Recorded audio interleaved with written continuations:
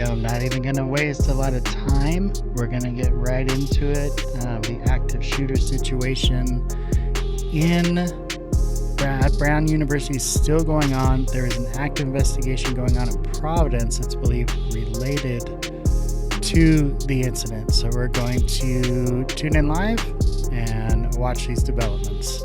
And we'll do our best to answer it. Okay, we want to take some pictures too. We've been talking about this for a while.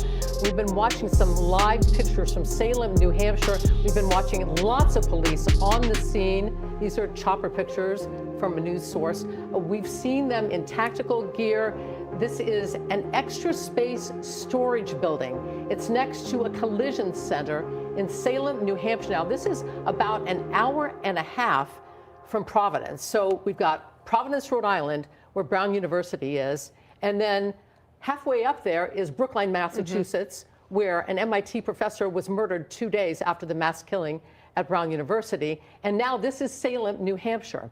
It's unclear right now how this scene is related to Brown University, the shooting, or the MIT shooting, but we do know that they are connected. Now we can see there the police in tactical gear, and we know that Providence police are on the scene. Sources told our own Brian Crandall about that, and we'll keep you updated on that. Yeah, I'm looking at we have the images in a larger screen over here, which is why I'm looking behind you, and we have seen them focused. We talked a lot about that gray Nissan that they had potentially been looking for, that was the rental car. Now, this is the first time we have heard, at least myself, this is the first time I have heard that the murder of the MIT professor and the shooting may be related. So this is very, very interesting.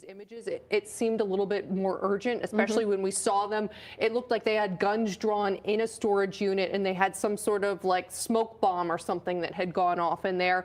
Now, as Dan mentioned, that urgency seems to be fading a little bit. It's unclear if they have someone in custody, if they found nothing in there.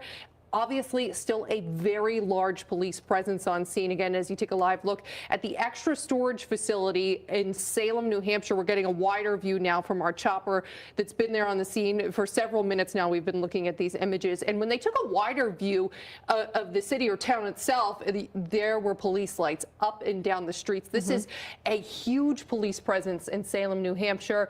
Our own Leanna Falk and Scott Santos, our photographer, are headed there right now. They're working to get more information about what's going on in that town. But we do have confirmation that this is connected to the shooting at Brown University in the investigation. We know Providence police are there.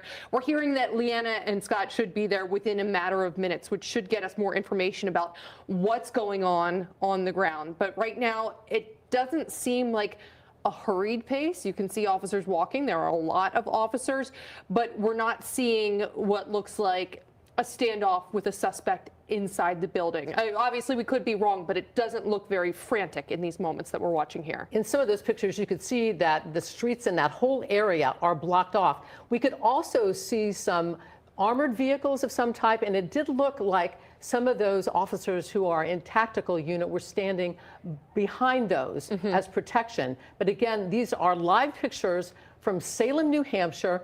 We know that Providence police are on the scene there. We know that this is somehow related to the Brown University shooting and possibly the MIT murder of a MIT professor. Yeah, and it's been an interesting day here in the newsroom, to say the least. We heard the initial tips that they had identified a person, that there could be a warrant come in soon. That was around like 1 o'clock. We heard that the press conference, we might hear information before the press conference. The press conference was happening at 4.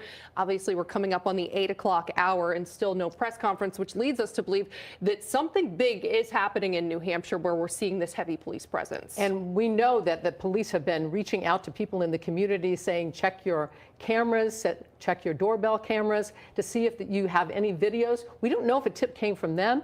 Did a tip come from someone who maybe recognized one of the 2 people that we've been watching on the east side of Providence? People are saying, if you recognize this person, give us a call. Maybe somebody called in and said, hey, that's my neighbor, or that's somebody I know, or somebody that I've seen walking around the area. Yeah, it's been encouraging to see this change of pace from after, as we said, it was On Saturday, this happened. It is now Thursday. There was some frustrations, and you could see it yesterday at the press conference. They were frustrated by the lack of progress in this. But again, as Dan mentioned, the Attorney General said this case is going to crack open, and when it cracks open, it's going to happen fast, and it appears to be happening fast now. Okay, we want to go now live. We have somebody on the phone, Ed Cash. He is a former Homeland Security expert.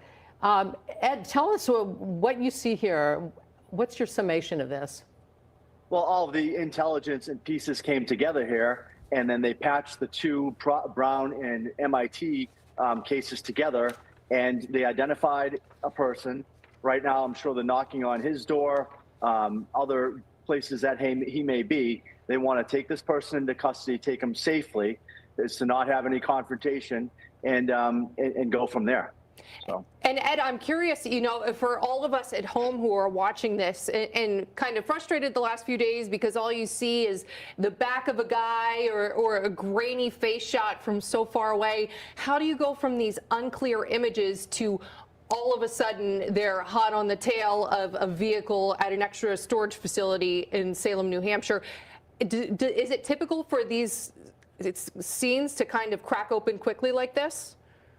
Yeah, and we don't know in New Hampshire right now. I haven't seen it in the past half hour if that is just a separate case or tied to this case. Right now, the Fusion Center, say the New England Fusion Center, all intelligence analysts are in one room in the region, just trying to, I just got a call from over here, I just got a call from here, what is valuable, and slowly putting a net around this person. I hate to give this shooter credit, but he was smart.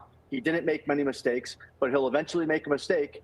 And now he has made one, and now the net around this person is slowly tightening. What do you think about, when you see some of that video, what do you think is going on there?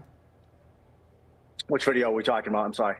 The video from Salem, New Hampshire. We have video from Salem, New Hampshire, where we see people in tactical gear. They are at an extra space storage unit, and they're standing outside with their guns drawn. They have a door open, and they seem to be pointing their guns inside that building.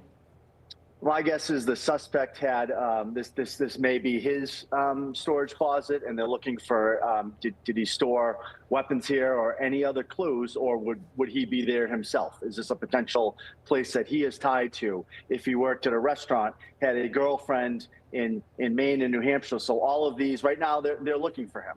Hopefully he makes a mistake and his transponder goes off at a toll, or he has to get gas, or any one of those things to try to, the tips and the clues are still coming in, but what is real and what is just someone that they thought they saw something. And I'm curious too, you know, everything we've seen, all the criticism that we've heard, there were no cameras in the area for so many days. We had so few images of this person. Does that tell you that a lot of planning went into this crime, just based on the evidence you've seen so far? How long do you suspect the shooter was planning this? Well, now we're looking at two shootings, you know, Brown and MIT. Was there a third? Is there a third, God forbid, being planned right now? So yes, this was perfectly executed. I hope in Brown University versus Brookline, which is a rural area where something out of the ordinary could easily trigger, hopefully a license plate, a vehicle. So very different places where Providence is very busy, Brookline's very not as busy, where they can get the clues from different residents now, and they're repeating what they did at your university, looking at ring cameras in the area and anyone else that would see something and trying to piece that together now as well. And now we're talking about crossing state lines. Before we were here at Brown University, now up to Brookline, Massachusetts, and then farther north into Salem, New Hampshire. What do you make of that? Well, yeah, do the feds come in and now take over? The FBI has Joint Terrorism Task Force in Rhode Island, Boston, but then some that are in the New England region that work together on drug cases or cyber fraud. So again, they all know each other, and it's just a different crime that I think they now, they're not all meeting each other for the first time. And this is not the first time Providence has worked with Boston, who's worked with Salem. These guys all train together, and they work together in situations like this, similar to the Boston Marathon.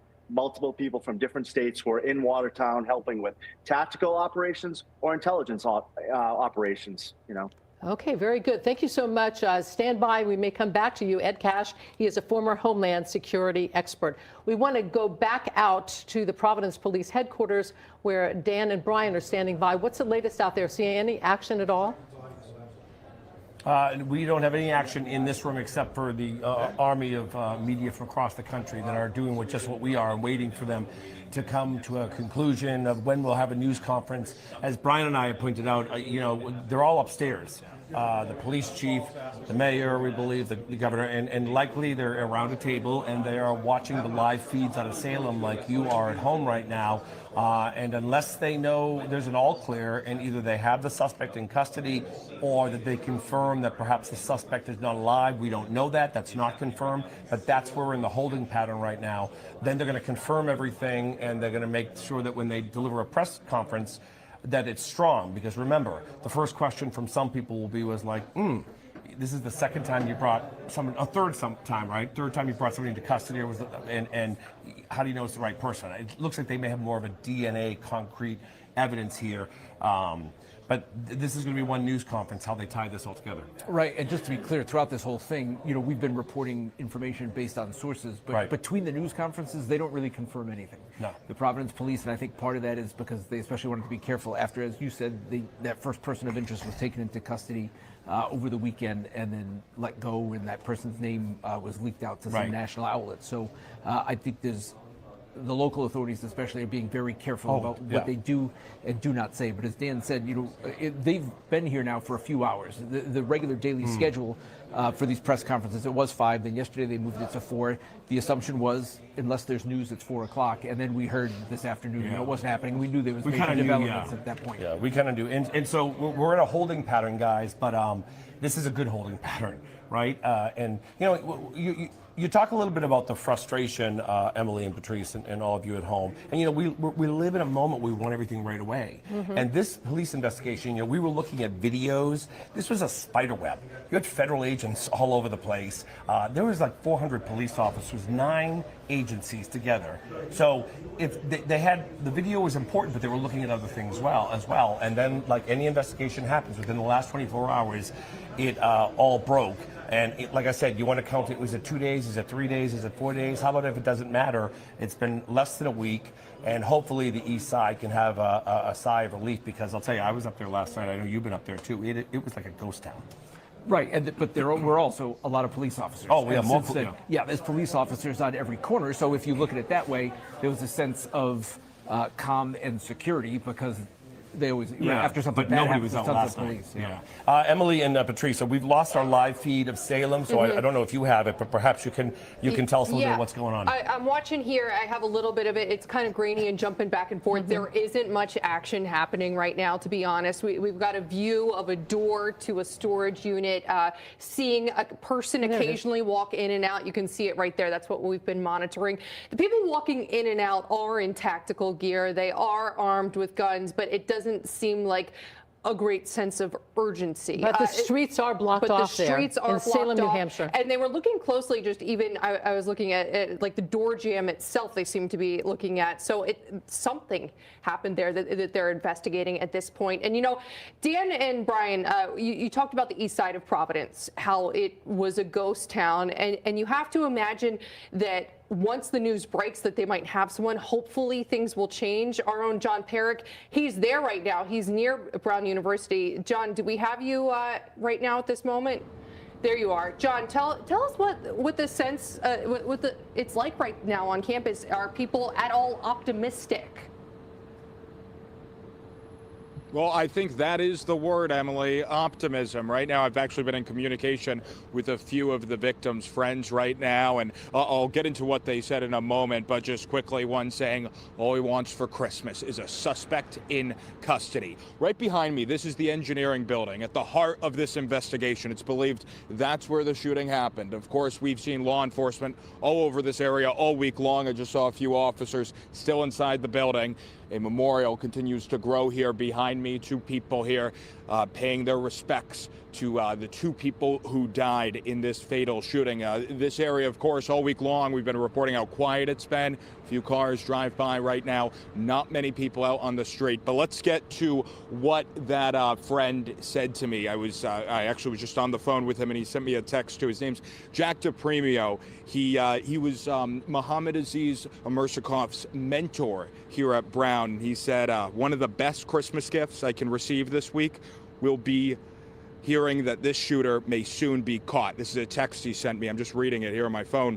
He also said that it will bring so much relief and a sense of justice to everyone at Brown. We want him to feel the full weight of the law and be punished. We want justice for our friends. That's a text that Jack DePremio, one of Mohammed's friends, just sent me. But again, an active scene up in New Hampshire. Let's send it back over to you guys.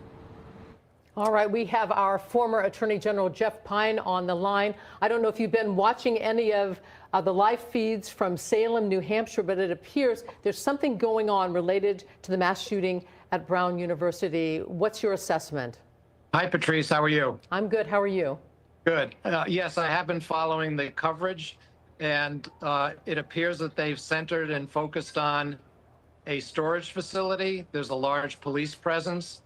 I'm guessing, without knowing, that they're trying to establish a plan of action because they may know in a general sense where this individual is, but a storage unit can get fairly complicated inside. They may not know a specific location for an individual. There obviously is a large police presence. This thing is moving in real time very quickly. They're not going to share a lot of information until they have something solid to report, but just the police presence and what is happening up in Salem tells me that they're closing in and trying to establish an exact location for somebody. And Jeff, I want to ask you, we have the images at the storage facility right now. We just had them on the screen for you. But if we back it up a little bit to the day of the shooting, a lot has been made about the fact that there were certainly not enough cameras near where this shooting happened. What was, oh, I apologize, y'all. So I was muted. So we are waiting for a live press briefing from Providence Chief of Police. We will cut to that live as soon as they start that press briefing. In the meantime, we will cut back to this coverage. Oh, and it looks like we may have some activity at the press briefing now.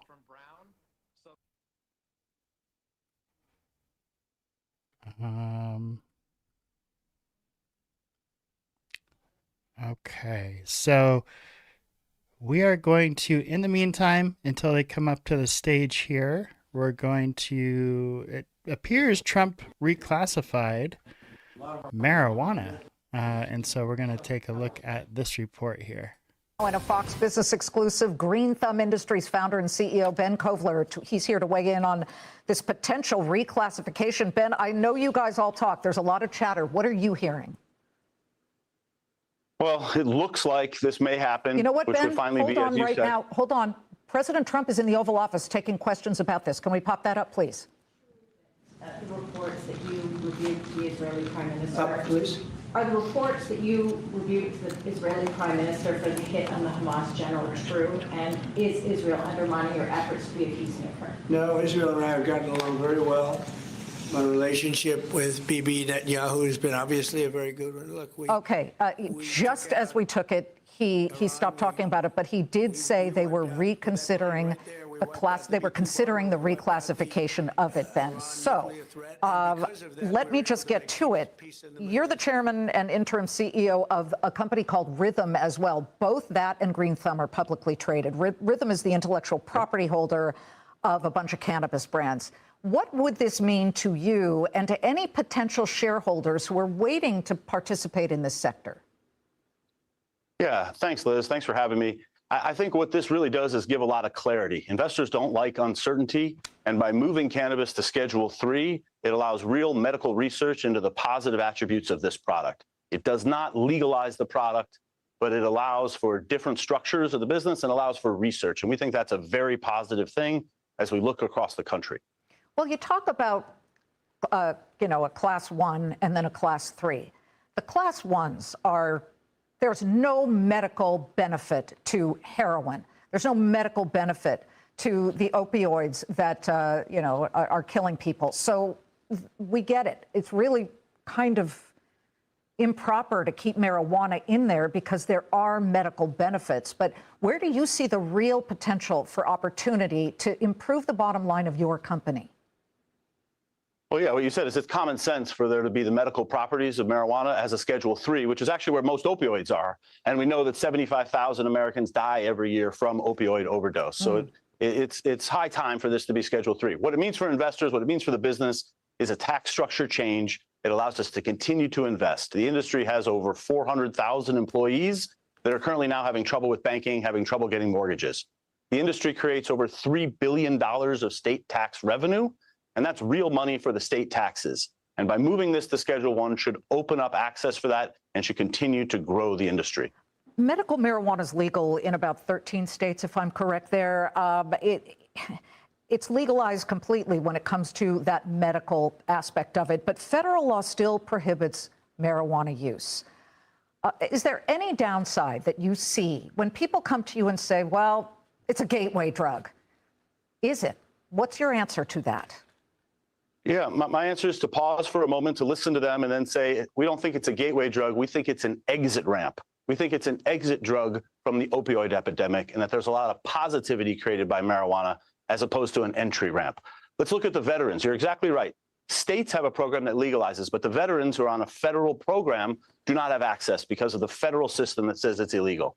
There's 18 to 20 veterans that unfortunately commit suicide every day. By opening up medical access and medical research, we hope we can make a material dent on that number. Well, there are cancer sufferers, glaucoma sufferers, our veterans who have been wounded, who find that traditional medicine is not working for them, but that marijuana gives them incredible relief. We get all of that. I also want to look at this from a financial standpoint. You've got Section 280E of the U.S. Internal Revenue Code, which prohibits businesses from deducting most ordinary expenses if the business involves federally controlled substances, which would include Schedule 1 and 2. So would the reclassification then mean that you guys can now conduct way more business and not have that regulatory overhang on your head? Exactly. We would pay taxes on operating income like most and all normal businesses as a... Exactly. All right. So that's really, we know why they rescheduled marijuana. It's not going to make it legal for everyone, but it is going to make it easier for those sitting at the top to make even more money than they are now and to be able to finance things like they couldn't before and use credit like they couldn't before. So, hey, yay for the rich people in the industry. It really doesn't do anything for the rest of us. Okay, so we are still waiting for the press conference in Providence. We will tune to that as soon as it is live. In the meantime, this is some local coverage in the area on the Brown University shooting. And again, once that press conference goes live, we will tune in live. Was hindered at the outset by the lack of cameras in the right places or down the streets that this person fled to. So they were starting a little bit behind the eight ball, but that doesn't mean that the development over the last few days will not produce a very strong case. Yeah, let's talk about that case and possible charges. So we're starting at Brown University and then going to Brookline, Massachusetts, where the MIT professor was murdered. And now we're in Salem, New Hampshire. We're crossing a lot of state lines here, aren't we? Yes, but each state would have their own jurisdiction. I don't know that there's any crime that's being committed in New Hampshire. Obviously, there were multiple homicides in Rhode Island and a homicide in Massachusetts. That will all get sorted out once an arrest is made, and the various state officials will sort that out in terms of who gets priority. My guess is it will be Rhode Island and Brown, but that's just based on some experience with that. But it's interesting because it's playing out in real time, and there's obviously a huge police presence at a particular site, which tells you something. On the other hand, storage facilities can get a little complicated. There may not be great cell phone service inside, so they have to establish a plan of action on how to execute this. And Jeff, I heard you mention the DNA evidence earlier. I know at one of the press conferences within the last few days, current Attorney General Peter Nerona mentioned that there was DNA evidence, but they weren't able to match it because this person wasn't in the database. What kind of DNA evidence, like how minute of DNA evidence can they now find at these scenes, and where are they likely even finding that DNA evidence from if the gunman came in, you know, all covered up, fired off a few rounds, and then left? What kind of evidence might we be working with? There could be DNA on shell casings. There could be DNA on any cartridges that were found or left discharged from the scene. Basically, it doesn't take a lot of DNA to develop a link to a particular individual. There's touch DNA if somebody touched a railing or a door handle, didn't have gloves on. So there's a lot of possibilities with that.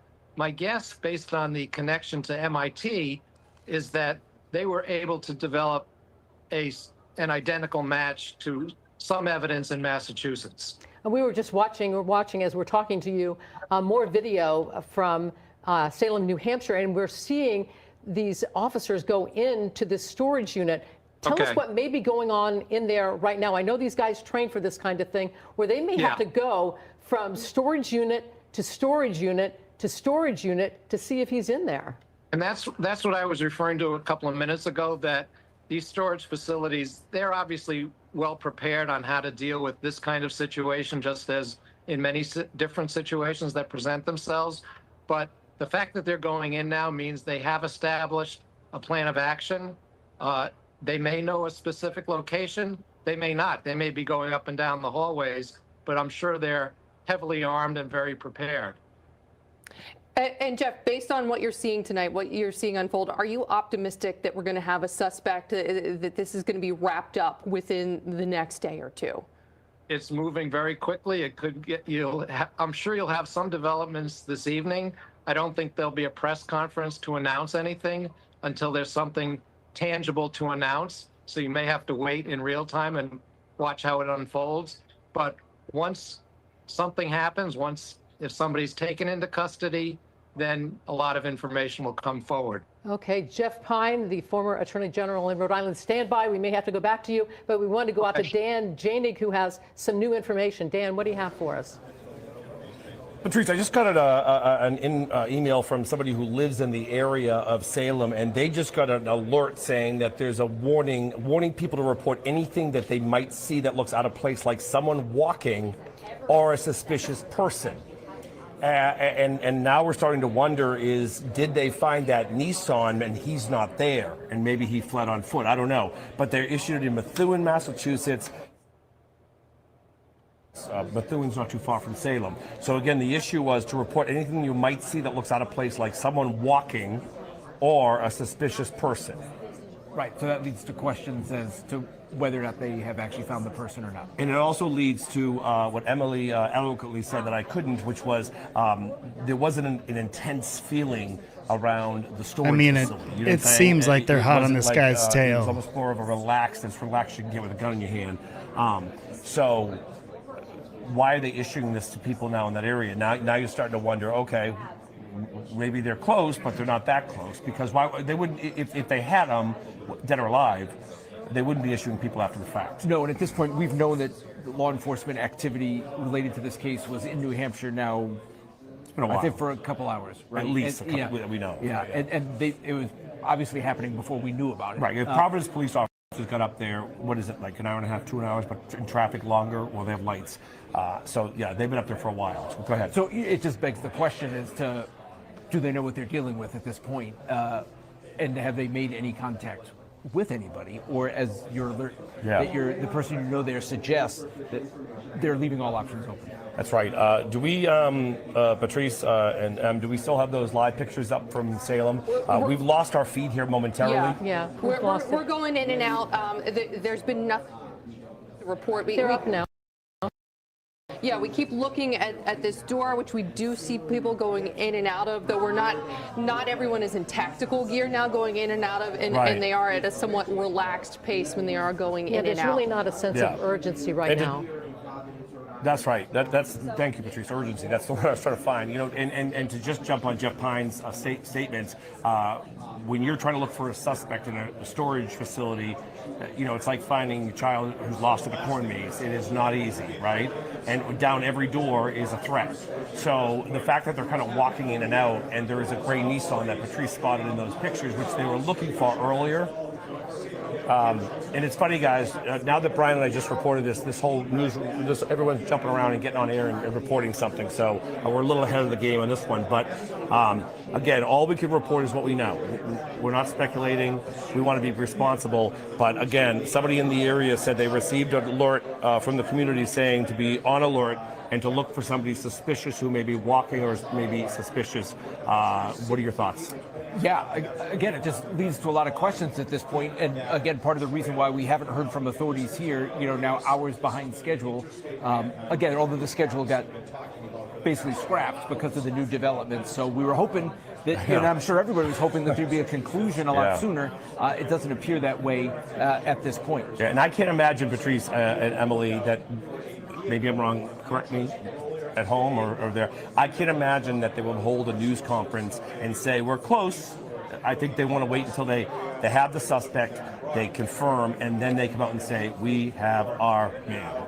Yeah, and again, so we're in a holding pattern as that happens, and, you know, just circling back, as this is now 5 days into it.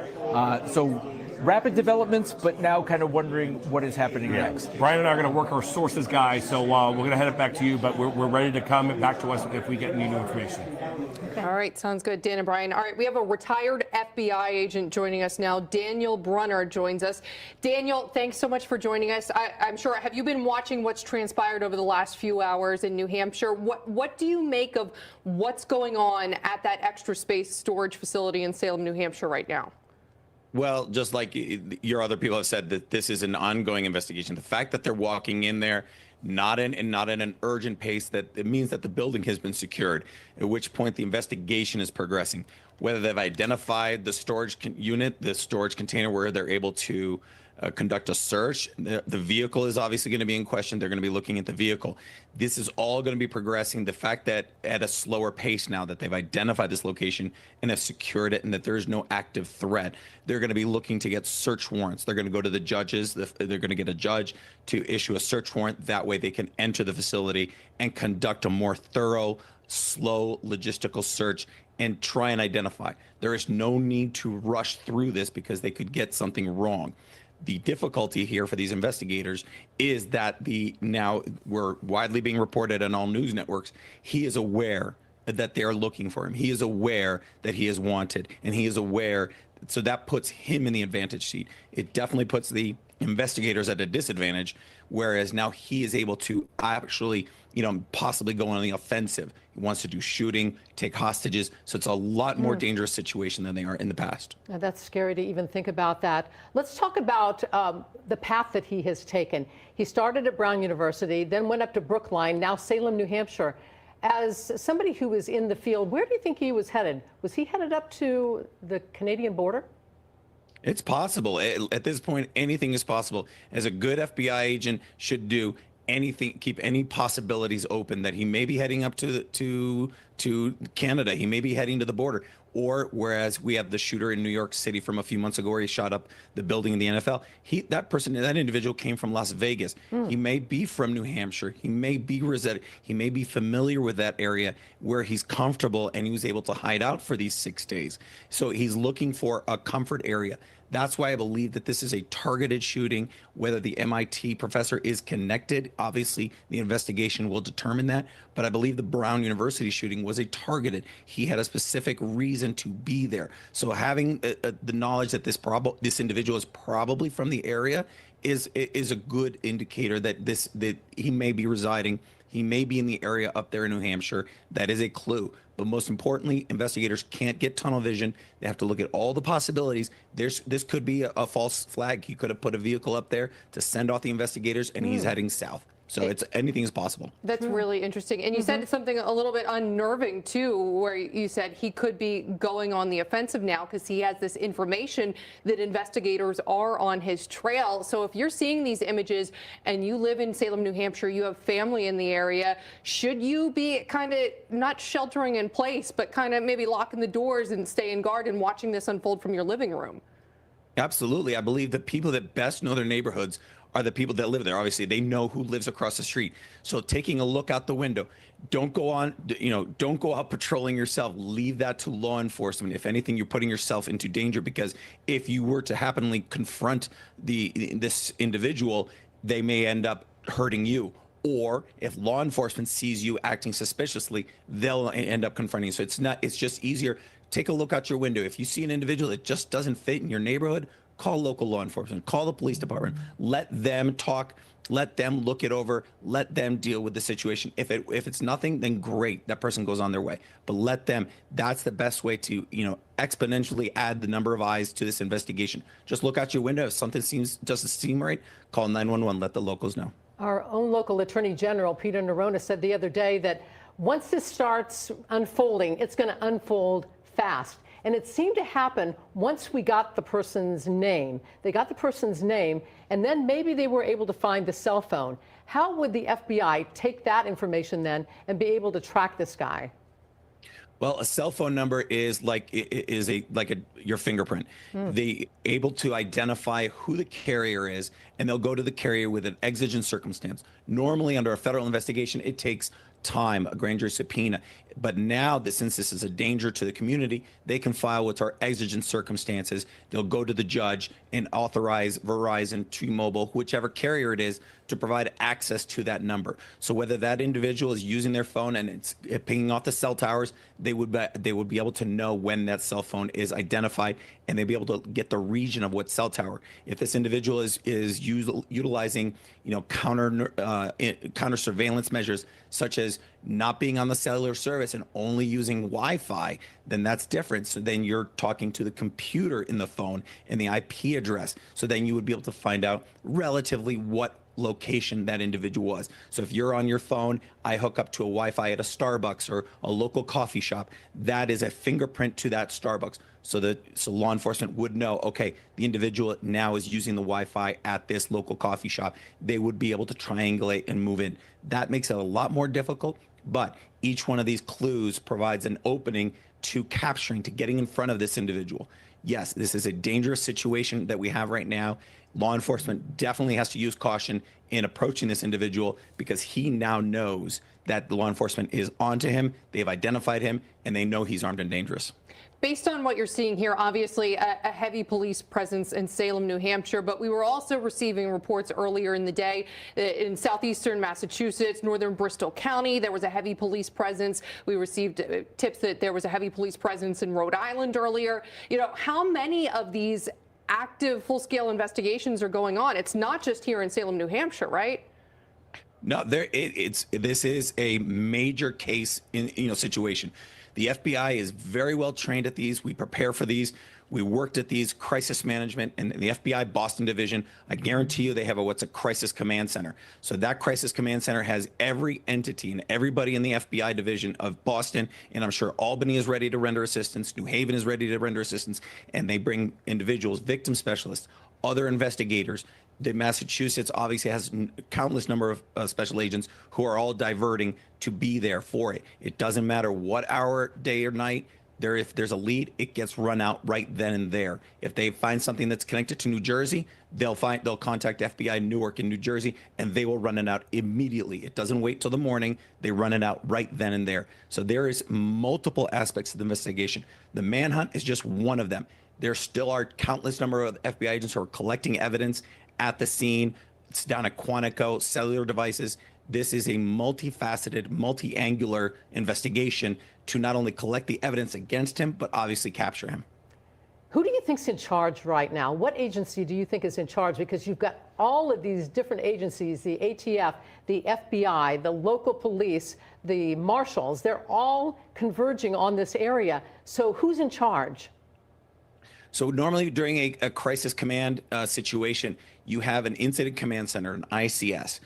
whatever agency has the best position to be oversight on that, knowing the community, knowing the area, and not to mention law, legalese. So if an individual was murder, then the local jurisdiction, Providence Police Department, would be running that investigation. So they'll be in charge. The FBI will be rendering assistance, but at the same time, they're running a parallel investigation in case there's an individual, this individual has violated federal crimes. So they will be able to be collecting the evidence in support of a federal investigation. But if federal charges aren't warranted, the United States Attorney's Office and the Department of Justice don't see federal charges, they can pass on all that evidence that they collected and processed over to the locals so that the best possible scenario, the best possible outcome on the court systems will be rendered against this individual. So there are multiple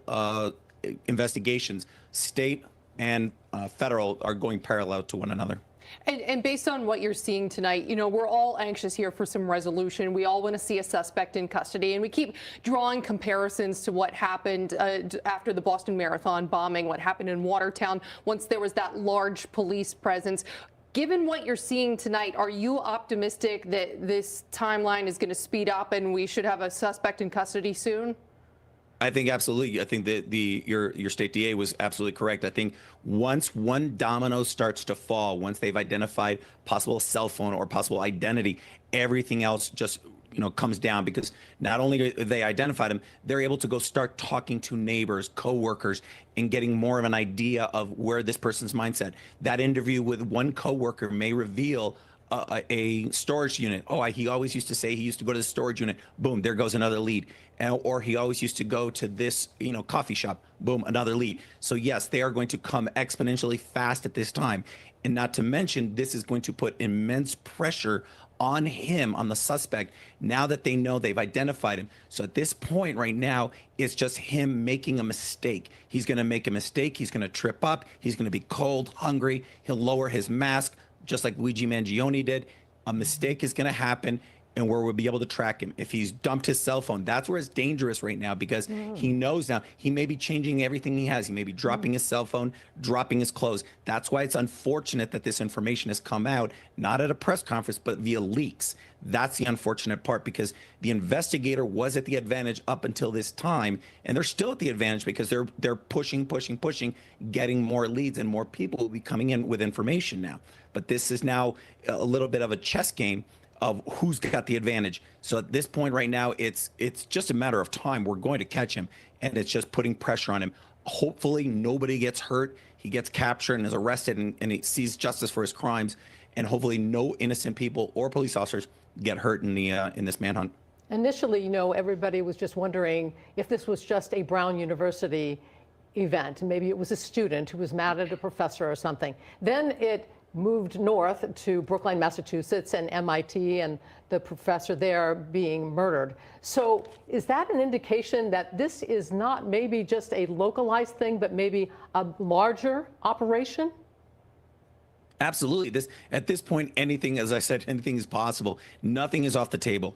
The fact, when I heard that the information that an MIT professor had been shot and killed, I was like, this has to be investigated. This has to be conducted. There have to be FBI agents there to participate in that investigation and see, do the ballistics match? Is it the same bullet from the same gun that were used? The ballistics I'm sure were taken from Brown University and the MIT professor. And hopefully the FBI said, listen, let us process it. We can get it processed much faster and accurately down in Quantico. And if the ballistics are a match, then you would have the same gun was utilized. And then you could definitively say, this is the same shooter. If it's the same caliber, it's the same gun at this point. But yes, I don't think anything can be ruled out as a possibility.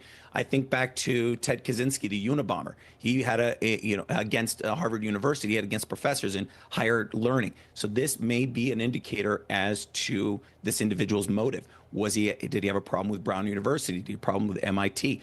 Let's look at that MIT professor. Did the MIT professor have a history at Brown University?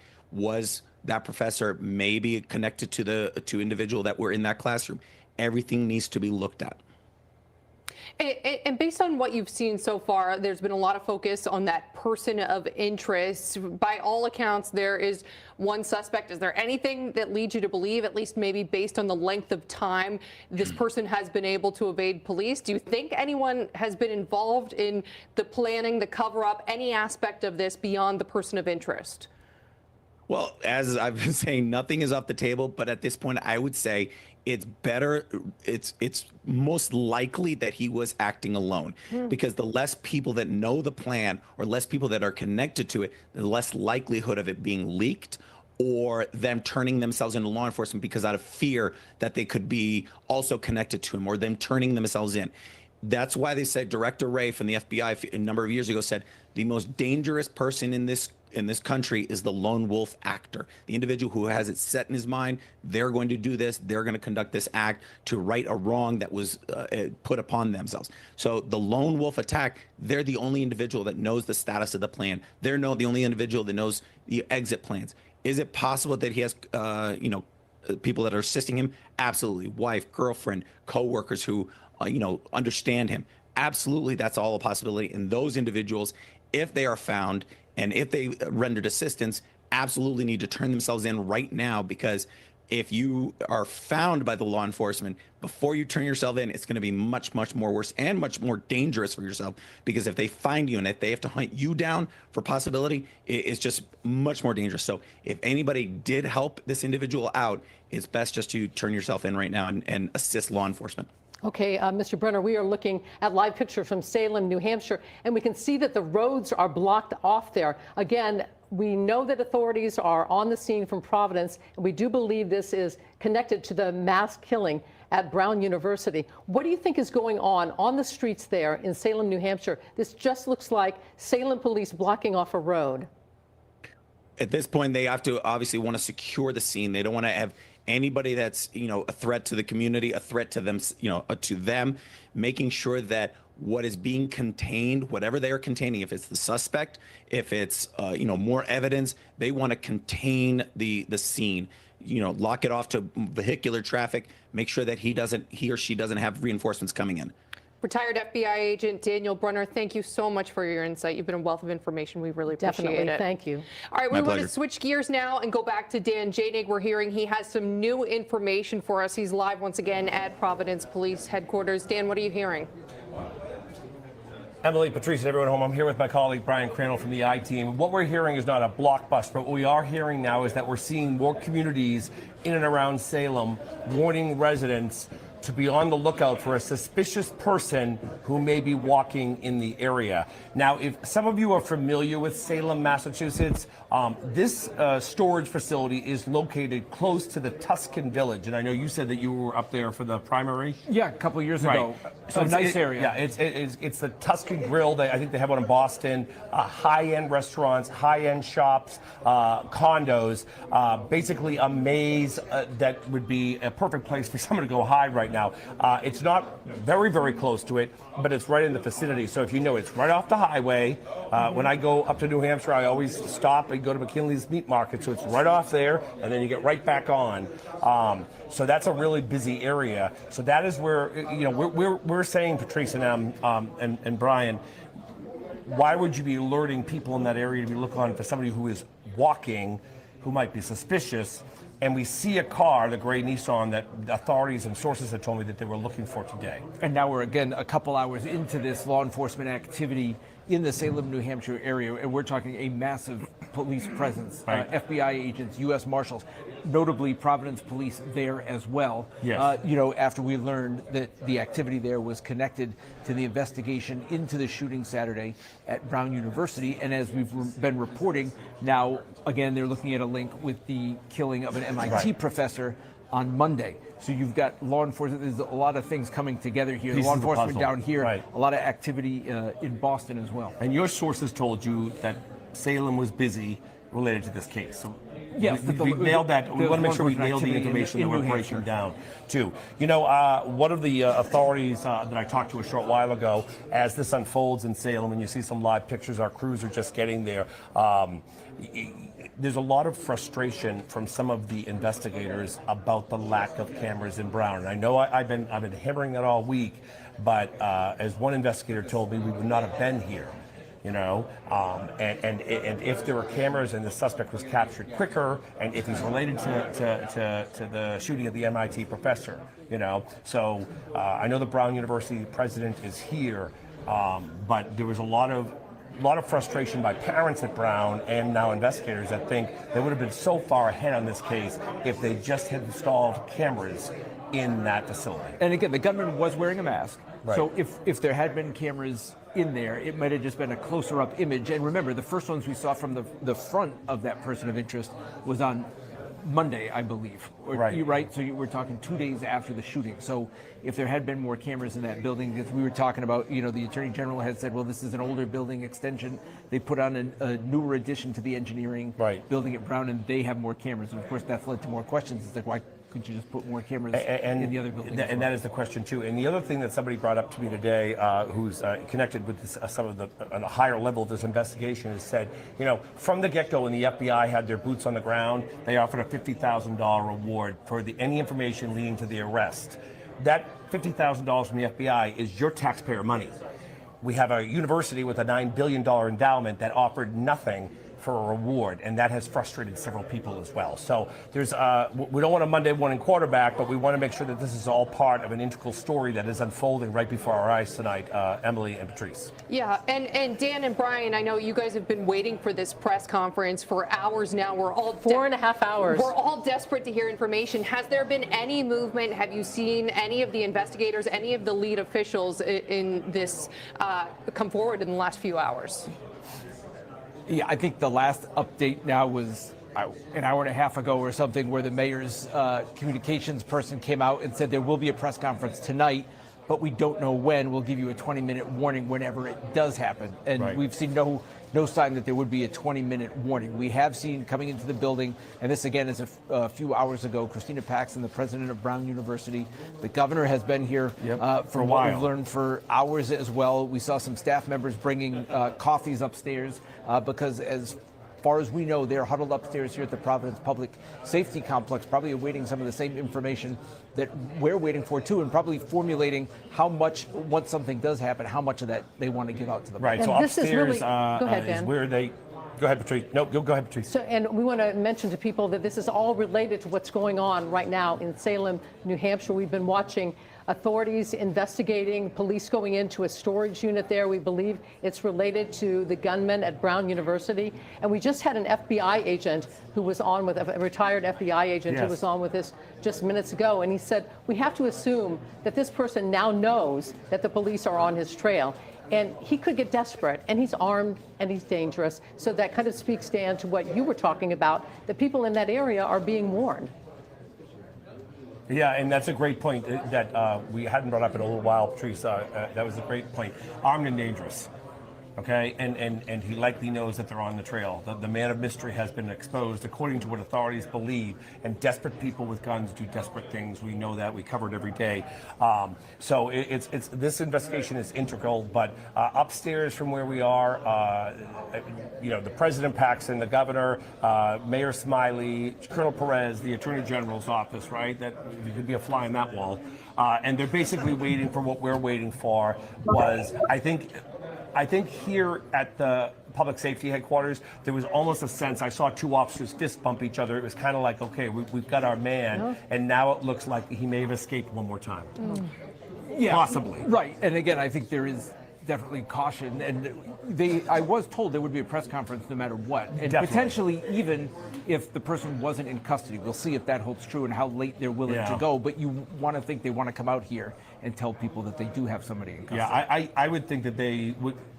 I think that they would actually. Patrice and Emily, why don't we go back to you? Because I think. All right, folks. So clearly, what they're doing here is, just kind of killing time until this press conference gets going. It's over an hour past due. I have friend of the show, Nathaniel Hanks, on because Nathaniel Hanks has some thoughts on this MIT professor who now reports are showing that the shooting at Brown University may be related to the shooting of this MIT professor. How you doing, Nathaniel?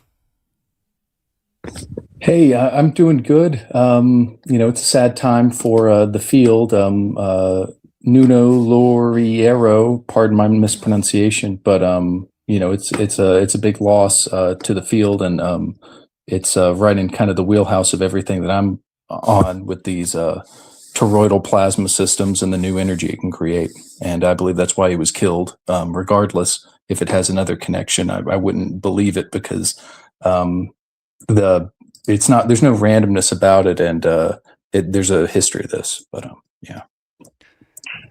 Yeah, there's definitely a history of scientists being murdered or supposedly committing suicide. When I see stuff like this, I automatically want to know more about the students at Brown that were murdered. Was that a targeted thing? It's hard to say. I mean, it's all conjecture until the investigation is complete, but the fact that only 2 students essentially were murdered, and then this guy goes ghost, and then an MIT professor is murdered, and here we are again, clearly in the thralls of some kind of manhunt actively going on. Yeah, and I haven't followed very much the Brown University. What's really tripped the trigger of the science community is the professor and what he was working on specifically. And his papers are specifically about this new energy paradigm that comes from working with plasmoids to give you a coefficient of performance, meaning more out than in. And Right. Eugene Malov, also of MIT, following this and doing work talking about this quote fusion work, was also likewise killed. There's an official story about it, but people who feel that close to him feel that he was killed because of this. And why? Because it's a threat to energy paradigm controlled by corporations who'd rather not have it out there. But see, here is so like this is, and I know we've had this conversation a couple times, but like, so this is what's weird to me is that you have this organization out there in Europe basically working on that. So, I mean, why if you have, so I'm referring to ITER. So if you have this multi-nation project where the whole idea is generate plasma and get energy off of that and eventually get to a point where there's, it's putting more out than in, then why would somebody studying this be a target? It just seems so, it almost seems more like this is less of a government type thing and more of maybe a private industry thing. Oh no, precisely. This is a corporate, a thing, whether or not it's factions within them or whatnot. But you brought up ITER, which people will know about, like tokamaks or these ring, fusion experiments. The reason that this is different, the work of Laurier and Malov and Pons and Fleischmann and Kenneth Shoulders, it's so many others. There's a legacy of this for 60 years. Is that you don't need it that big. You can do it on like a tabletop, like in a jar in your pocket, even maybe small star stuff. You make a small star, and this disrupts the kind of industry of these large installations, crying billions in a centralized $multi-billion-dollar. Yeah. Yeah, so people are pot committed to some things, and also you can imagine that it's more centralized. So it's not something that you can have in your pocket for your home off the grid.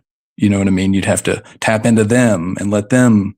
So this is a it's so much better than these other things. It's not like it continuing. It's just already easier and simpler and more available to people everywhere in the world freely. And other people have touched on some of these catalyzing reactions for a long time. You've heard about water cars and all this stuff, and there's similar principles. But basically, we don't need all that big stuff, but they want us to be tapped in and paying into it.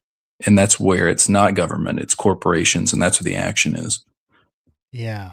Yeah, the whole thing seems very strange to go to a university and do this supposed random shooting, but only these two specific students suffer critical injuries. You leave the school. You're very well covered in how to get out, get in, and not be noticed very much. Then your next target is this MIT professor. The whole thing is just strange. Like, so to me, like, my brain, you know, it never stops cranking out these conspiracy theories, but like, either were the students at Brown part of the target or part of a distraction? What were they studying? What were they working on? Did they matter at all? Or was it all just part of a sideshow and the professor was a target? Or vice versa? Were the students the target and the professor collateral damage? I mean, it's so hard to make sense of just the complete randomness. Yeah, well, let me say that it is hard, and it's almost something that, you know, JFK after all these years, right? Like, what exactly, right? But one thing that we can say, I think, from looking at this and its grounding is what happened, you know? So what really ended up happening was not just any guy, but the director of the program, right, is dead now. And now, which program? What he was? Do you know? These energy programs that I'm talking about. Okay. His work is on this energy paradigm, like that I'm discussing, that we've talked about in other spaces, and how it, you know, utilizes some things that we've talked about, you know, rotation and vortexes and plasmoids and donuts, you know, and electromagnetism and all that good stuff. That's his work. That's why this is like lighting me up, and I have particularly something to say about this guy. It's on, you know, at present. Otherwise, this is kind of ongoing research, and there's other people doing this work as well. It's he's a part of a small community, you know, and he was a big one in there, you know. And if you take this as now he's dead and he looks killed, then that's a chilling effect too, is just on the other researchers who know that they are targeted, because they are targeted and we know that they are. And so the effect at net is a leading advancer of a field is gone, and there's a chilling effect on anybody working on this. And so the news takeaway is that there's been an attack on a revolutionary energy paradigm, basically.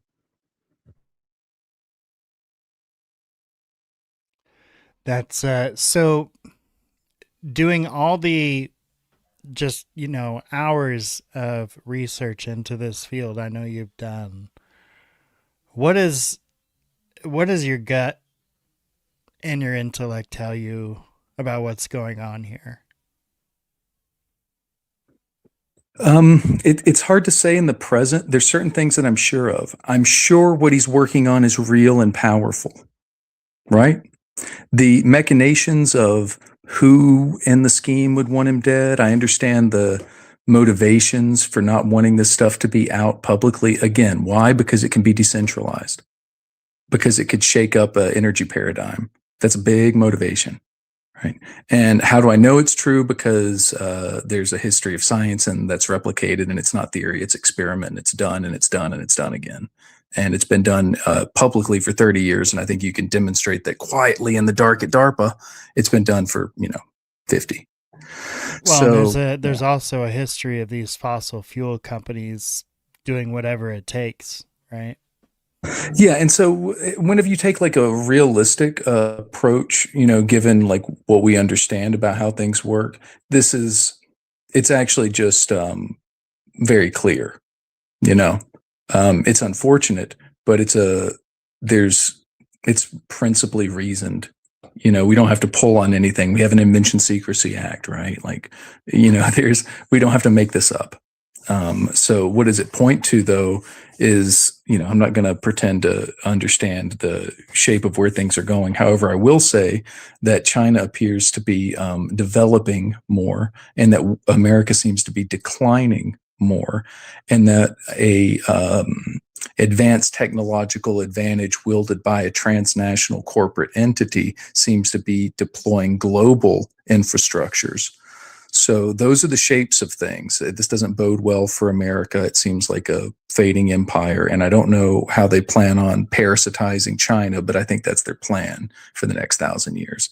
And, it doesn't have to be this way, but it'll take quite a lot, because we're really, really, really behind the curve. And while the Russians and the Chinese are advancing this, and serious people are, like Lou Ario, pardon again the pronunciation. Was past tense. Yeah, I mean, it's a small field. There's other people alive right now. If you want to see where this is alive right now, ENG8 Energy Fusion Cell. They're working out of Portugal. They're doing this. Yeah, there's serious stuff. Mentioned them before. You're very excited about them. Because they're a practical, real thing that's working now to make something that could change the world, like, radically. It would applying this change is a radical change. Yeah, people, we live in these westernized worlds where our biggest gripe is, maybe if you live out of the grid a little bit, your internet sucks, right? There are still parts of the world that don't have electricity. They just don't have it. They don't have the infrastructure for it. They don't have electricity as we understand it in our westernized world. And that is a huge division between first world and third world countries, right? If we could provide a means of electricity for the whole world that is just bare minimal cost, it could literally change the world. Yeah, and to be clear, these technologies, working with a principal element of fire in a natural shape of a torus, can generate energy, heat, regeneration. It can make seeds by exposure to it. These plasmoids that carry this energy structure can enhance seed growth. They can make things warm. They can make electricity. They can make light. All are forms of the waves that they could be tuned to do. So these technologies are revolutionary in that regard. And it's not something that everybody would need to be tapped into, and we need to be blowing stuff up to make it. In fact, we'd be like weaving energy together instead of blowing it up. It's quite elegant and different. Yeah, it can be difficult to even try to get your mind around. So there's the young professor there who was definitely taken before his time, and before his work was completed, it sounds like. So we need to, if you are somehow tuned into this and associated to these folks in their circle in any way, shape, or form, let's make sure that the professor's understudies are very well looked after for a while, shall we? This is concerning. Yeah, I hope that this can be, because it is a rallying cry. If you follow people like Bob Grenier of the Martin Fleischman Memorial Project, Tim Ventura, other, kinds of people in the field, it's people are acknowledging this, and I'm hoping that maybe this could bring in attention to the field and the heroes that are in it alive, and the ones that have passed as well, and see that this is like to follow Kenneth Shoulders. He's is working for the benefit of mankind who don't even know what he's working on, but it's his goal. And it's the work of Tesla technology to heal. And there's a great movement happening. But it seems obscure because it's scientific, and all the institutions say it doesn't work that way because of thermodynamics, never mind the other part of the equation with a magnetic vector potential, and et cetera, et cetera. And to Eric Weinstein, he said it himself, most physicists in the institutions he's talking about don't know this stuff. They don't know about the Bifield-Brown effect, or really considering Aronoff and Bohm, and quote electrodynamics and scalar fields and plasmoids and charge clusters. Is this stuff even pursued at the undergraduate university level? I mean, is this stuff even discussed? No, and a lot of people don't even know what they're working with, but they know it when they have the lens to see it. For example, in plasma arc discharges, or if you are walking across carpet and you spark, the doorknob, and it's like, ouch, right? If you were to have a scanning electron microscope, you could see that what you left was a structure there of deformation. And everybody who works with these plasma arcs, and lots of people work with plasma arcs, are familiar with their anodes and cathodes being destroyed, and they see all this stuff, but they don't know what they were dealing with. They don't know what's going on. They don't realize that new material is being synthesized and drawn around in these magnetohydrodynamic structures, and taking material out of one place and making it somewhere else, and that there's geometry to the deformations and these Vesica Pisces like shapes, and these like yin yang structures and stuff. So it's discouraged, and it's classified. So America's in a real big problem because it's given itself a complex, pun intended, I suppose, where we don't believe it. And the rest of the world does, because they weren't told not to. They were trying to figure it out. They take it seriously. And they're the leaders in it at the moment in Russia and in China. We also can't discount the influence that Christian theology has on this. I hate to be that guy because I'm a Christian myself, but we have to be real. Like, as much as am not a fan of Elizondo, he does mention the Collins elite.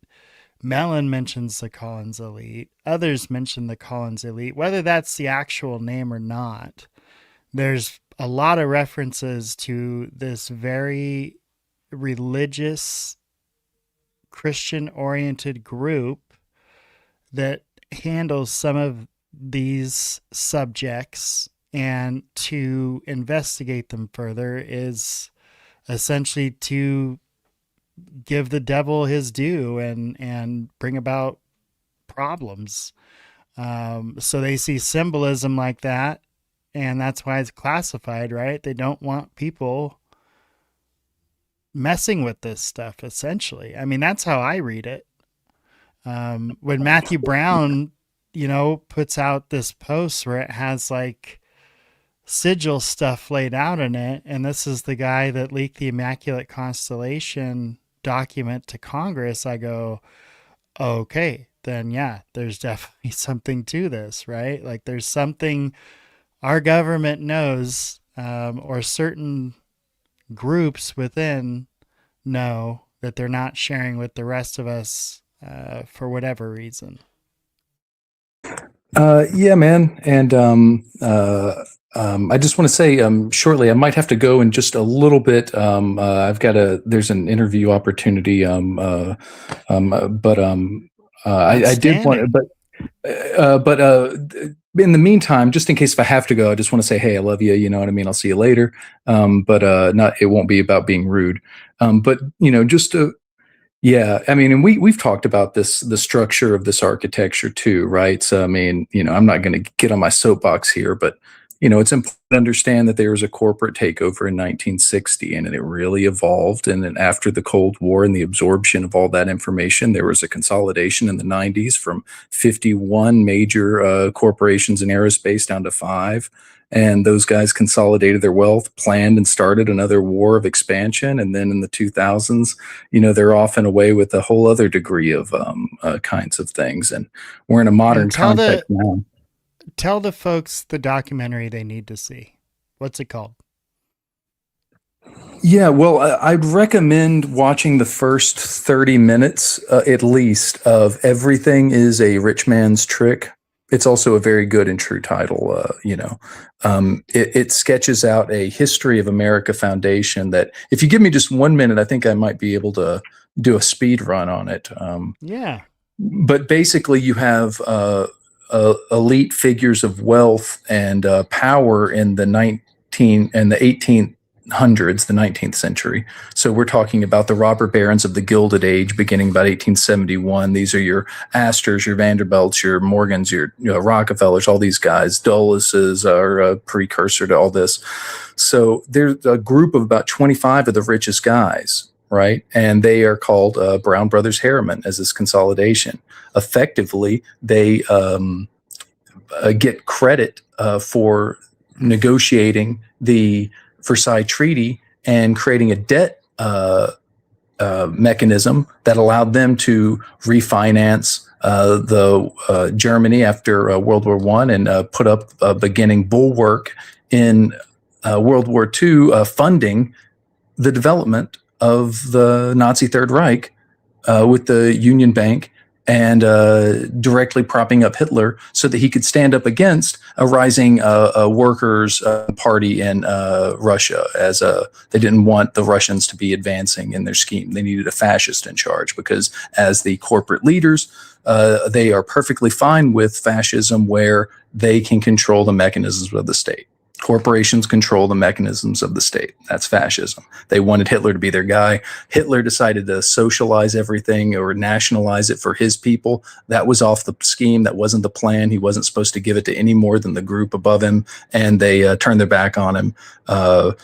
Fast forward, those same guys create the CIA, run Operation Paperclip, start advancing everything on steroids, turn everything corporate secreted, 1952 Invention Secrecy Act. Everything goes dark. By 60, you're killing JFK and everything's captured and America is no longer a free state run by people of a constitutional bearing and et cetera. Is that all right? That's great, man. Yeah. And I threw the name up on for folks that haven't checked it out. You can go on YouTube, just type in Everything is a Rich Man's Trick. You'll find it. I think it's over like 3 hours, right? It's like 3 hours and a few minutes or something. Yeah, but what's really helpful is if I also may shout out my own channel, I cut it up and put it in with Daniel Sheehan talking about the formation of the CIA and the OSS. That's what I'm talking about. Because it's important to understand that oligarchs created the CIA so they could be running the mechanism of the state so that they could, for example, go down and break up some country's workers or mines and have like the Dole Company be able to exploit workers better on behalf of companies. And isn't it ironic, Nathaniel, that several years later, our CIA essentially created oligarchs in Russia? Yes. How interesting. Yeah, so it's just really important to I think understand the mechanisms. I didn't understand World War II this way until a couple of years ago. It gave me a we get our American version of World War II in school, right? I mean, that's what we get. We get our patriotic World War II story. And to what else is a great documentary? If you have Netflix, I'm not going to think of the man's name. Who created JFK? I want to say the book, and then the movie with Kevin Costner. Roger Stone. Was it Roger Stone? Okay. I'm mixing my stones. It might be. I don't think it's Oliver Oliver Stone. Stone. Is it Oliver Stone? Roger It's Stone Oliver Stone. is the magnate or whatever, not Yeah, the it's Oliver director. Stone. Okay. So Oliver Stone made this documentary on Netflix, and it's called American History something rather. And it's basically all of the really untold stories that we don't hear about in our history books. And it's just it's like a 4 or 5 parter. I highly encourage you to check it out. It's on Netflix. Don't know the exact name, but if you just up American history and find a series directed by Oliver Stone, you'll find Dude, it. It's yeah, and amazing. what about Smedley Butler? Right, this guy discovers that there's a fascist Wall Street coup going against Roosevelt, and he, like, as a good faith Marine, turns everything in, and then the president turns around and says, like, this is a horror movie, like, for Yeah. just people, and then he turns around and he says, but we need their money, and get out of here. We're gonna go with it. Thanks anyway. That's just like so sinister. Like Oh Smedley Butler God. is like such a hero. It all is. I mean, listen to the phone calls Nixon had about Kaiser and healthcare. I mean, it doesn't get more cynical than that. Like making money off of people's health. And like when I remember hearing that phone call, being like, okay, I don't think I've ever been more disgusted in my entire life. It's crazy, but you know what? Okay, It made sir. You yeah. know Go what? ahead. We've got the briefing. We're gonna go ahead and switch over here. We have been waiting on this for hours now, and boy, what a terrible angle. Let's see if I can get us another shot here.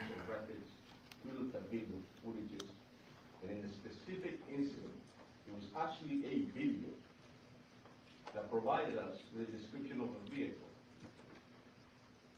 That was corroborated. Here we go. Tip that was received to the tip center. That one was packed with detectives, agents. We started early and left late. Then Flock and the LPR. Okay, I'm going to move it to full screen, folks. This is live briefing. They may have someone apprehended at this point. Let's check it out. To a car rental place in Massachusetts. Through that, the agents and their work as well were able to get us footage of this individual, as well as a copy of the agreement, which provided his real name. The video of that subject matched the description of that person of interest that this police department was desperate to put handcuffs on. That individual was identified as Claudio Neves Valenti, date of birth, and he was a 48-year-old man. He was a Brown student, he was a Portuguese national, and his last known address was in Miami, Florida. And I will tell you that he took his own life tonight. We have members of the Providence Police Department up in Salem, New Hampshire. And we also have the BCI unit. Obviously, the FBI and their evidence recovery unit is up there. So the process is being conducted as we speak. And it goes without saying that I would like to personally thank the efforts again of the Providence Police Department, the Rhode Island State Police, the Rhode Island Attorney General, the FBI, the ATF, HSI, the U.S. Marshals, IRS, DEA, Secret Service, and NCIS. There is no way that we could have done this by ourselves. In this nation, when horrific incidents like this happen, law enforcement steps up. Thank you very much. Thank you, Colonel. General Roner? Thank you. Thank you, Mayor. You know, I would describe the emotions on the investigative team, including our prosecutors and the agents, detectives from both state police, Providence, as mixed. You know, there is a sense of completeness in terms of the investigation, an investigation that's, if not the hardest, among the handful of hardest investigations that I've ever been involved with. And the sense that we owed those 2 dead Brown students and the 9 injured Brown students and the students who were in that auditorium that weren't injured, and the Brown community and the Providence community results. The teams worked really hard. I think I mentioned that to you almost every night that we met with you. I wish they were all up here with us. That we wouldn't fit here, but it was remarkable to see the cooperation between the FBI agents, the ATF agents, the HSI agents, the Providence police detectives, the state police detectives, our prosecutors. And I will say that everybody brought a certain expertise to the table, but it is nevertheless a sad moment when you think about those young people who were hurt, injured, or worse, or 2 of them are now deceased. You know, to me, this was always going to be an investigation where something was going to break it open. We were going to pull threads. We were going to gather evidence that would lead us in a particular direction. And I will say that if we were with you less than, well, I guess now more than 24 hours ago, we had that picture of that second individual. And I would say within an hour, no more than 2, I think it was under an hour, that person came forward to 2 Providence police officers over on the east side and said he had information, that he was that person and he had information that could help this case. And I remember last night watching his interview, and he blew this case right open. He blew it open. And that's how these cases sometimes go. You can feel like you're not making a lot of progress. You can feel like you're chasing leads and they don't work out. But the team keeps going because, you know, those of us with experience know that you're going to pull a lot of threads, and it's not always the first one that's going to get you where you need to go. But when you do crack it, you crack it. And that person led us to the car, which led us to the name, which led us to the photographs of that individual renting the car, which matched the clothing of our shooter here in Providence, that matched the satchel that we see here in Providence. He was found dead with a satchel, with 2 firearms, and evidence in the car that that matches exactly what we see at the scene here in Providence. And so I know that you and the public have questions about how we got from a place yesterday where all we could share with you was a photograph of someone we wanted to talk to where we got to tonight. And so we got a state arrest warrant for murder today that was signed by a district court judge for this individual. There won't be a prosecution now, of course, but that affidavit is on our website, and you will be able to see more and read more about how this investigation unfolded. I won't get you all the way there because there are some things that happened afterwards which led us to this suspect's body in New Hampshire. But it will, I think, tell you, give you a sense of the work that went into this by the line prosecutors and the line agents and detectives from the agencies that work so well together. So, you know, as I said, it's with mixed emotions. It is unimaginable, the pain that the parents and families of the deceased are feeling tonight and will feel undoubtedly for quite a while. But I hope that by bringing this person to justice, that we can at least give them the beginnings of some measure of closure.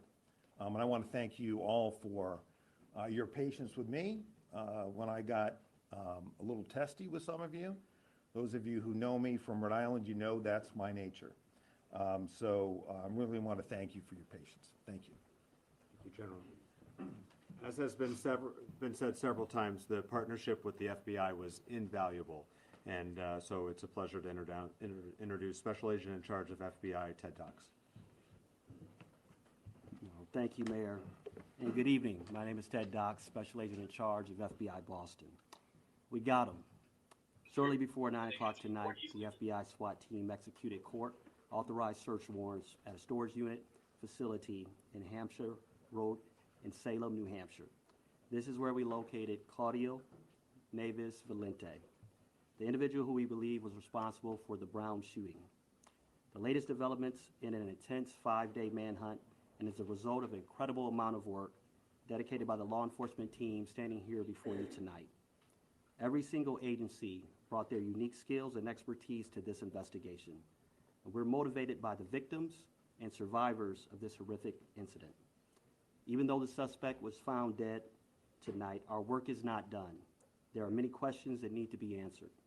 There's a lot of evidence that needs to be processed, and most importantly, the victims and their families deserve special care and consideration.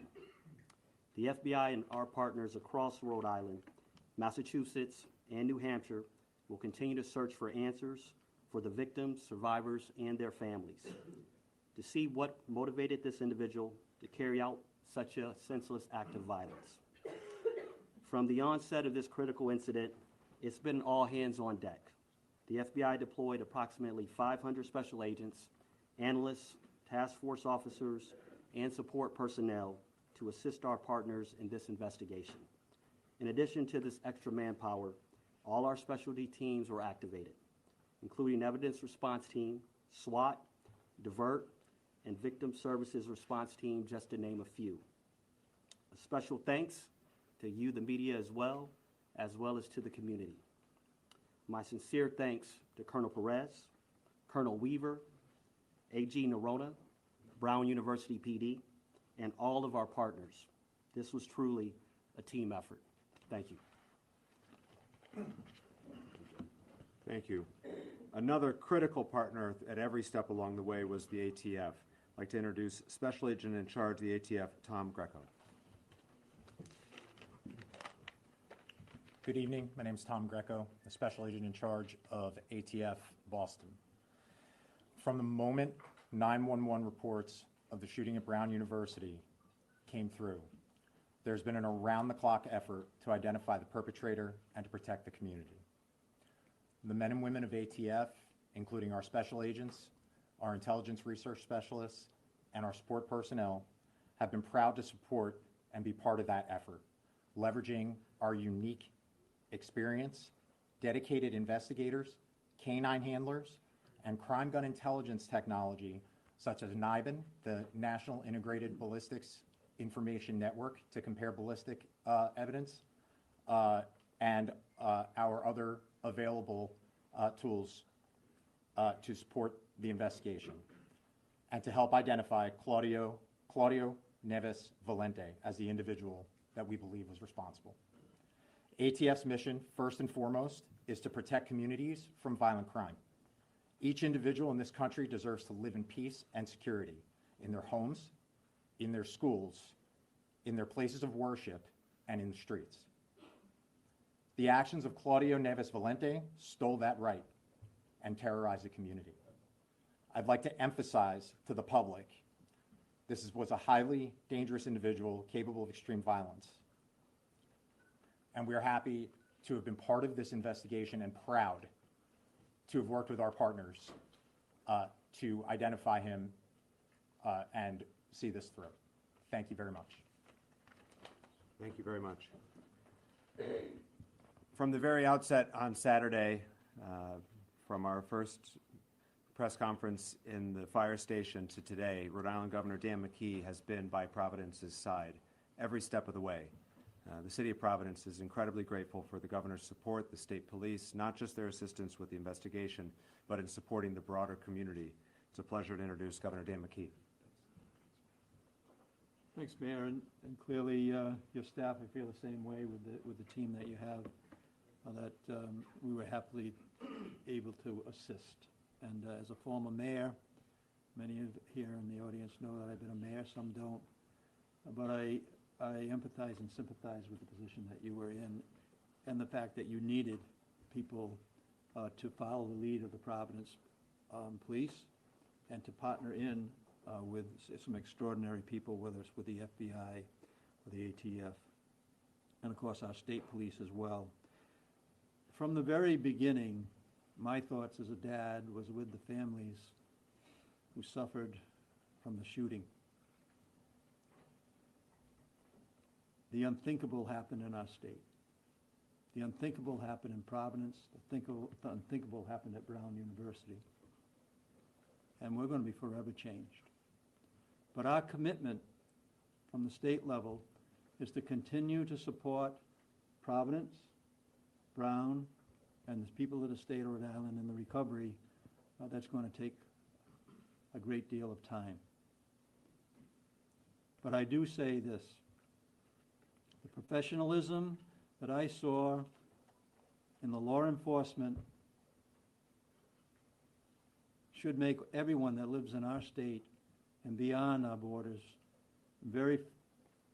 feel very safe. These things happen, but it requires some professional help and law enforcement to bring it to the conclusion that we've been able to bring it to. So, Colonel, thank you, everybody involved. And again, we will stand with Providence and Brown University and the people of the state of Rhode Island to provide the help that will be needed in the recovery in a trauma like this. Thank you, Governor. Throughout the year, the Rhode Island State Police is an incredible partner to Providence, but during this investigation, their support was invaluable. I introduce Colonel of the State Police, Colonel Weaver.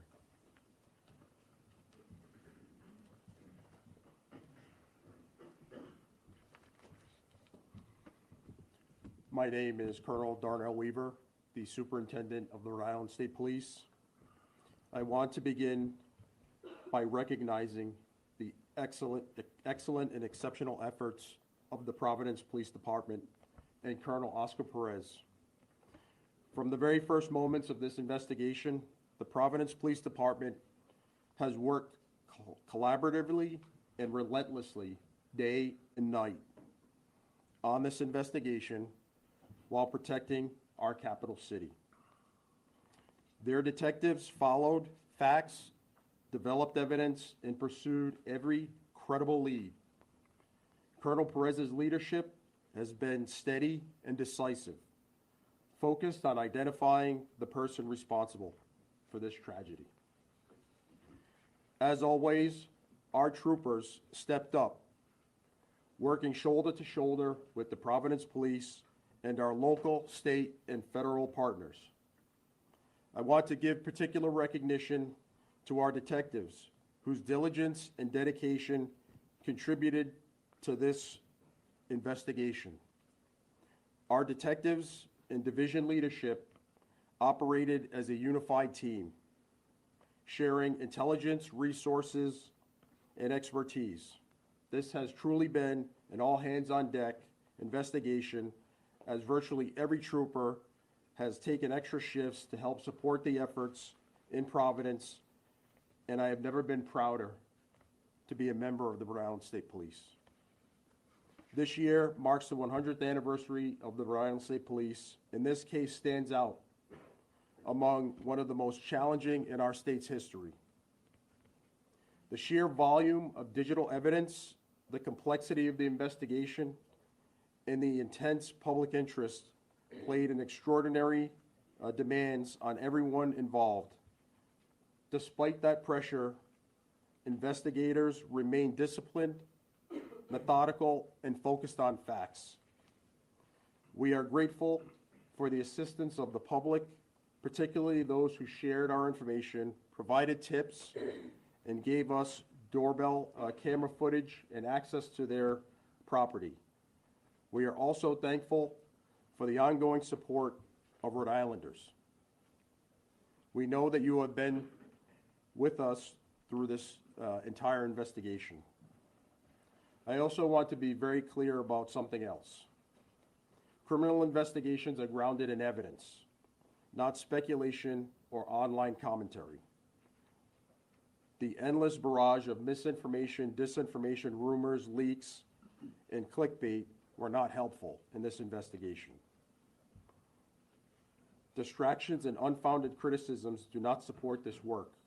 They complicate it and threaten to undermine the justice we seek for the victims and the grieving families. Despite these challenges, good police work prevailed, and we have lessons that we can bring forward from these long days ahead. To the Brown University community and the people of Rhode Island, be assured that this case reflects the law enforcement community and what we are capable of, and that we are committed to this state. We will continue to support the victims and the broader community as the healing continues. Thank you. Thank you, Colonel. Providence is so proud to be home to Brown University, and we are committed to working together with them in the future as they help heal their community as we do our broader Providence community. We continue to give condolences to the deceased and our prayers to those who are recovering. The leader of Brown has been a great partner through this whole process. I'd like to introduce President Christina Paxson from Brown University. Thank you. You know, nothing can really fully bring closure to the lives that have been shattered over the past week, but this may allow our community to move forward and begin a path of repair and recovery and healing. I want to thank the dedicated law enforcement agencies that have worked so tirelessly on this case, really around the clock, as well as our neighbors and others who participated in giving tips and helping with the investigation. We hope that this outcome tonight brings an increased sense of safety for our community at Brown and in the surrounding area. This has been a period of great fear and anxiety for many people, and now perhaps some form of relief. Truly, this week has been devastating for our community in a number of ways, including the experiences that members of our community have had with being targeted by online rumors and accusations. And I hope that this development also means an end to this truly troubling activity. So we remain focused on the safety and security of our community and in support for the victims of this senseless violence. Now, we know the public and our own Brown community members will want to know more about the individual now identified by law enforcement as the suspect in last weekend's shooting. And we can confirm the following to the best of our knowledge, based on our review in the very short time since law enforcement authorities made us aware of this development. And we provided this information to law enforcement as they build their case and wrap up the investigation. So Claudia Manuel Neves Valente was enrolled at Brown from the fall of 2000 to the spring of 2001. He was admitted to Brown's graduate school to study in the Master's of Science PhD program in physics, beginning on September 1st, 2000. And he took a leave of absence effective April 2001 before formally withdrawing effective July 31st, 2003.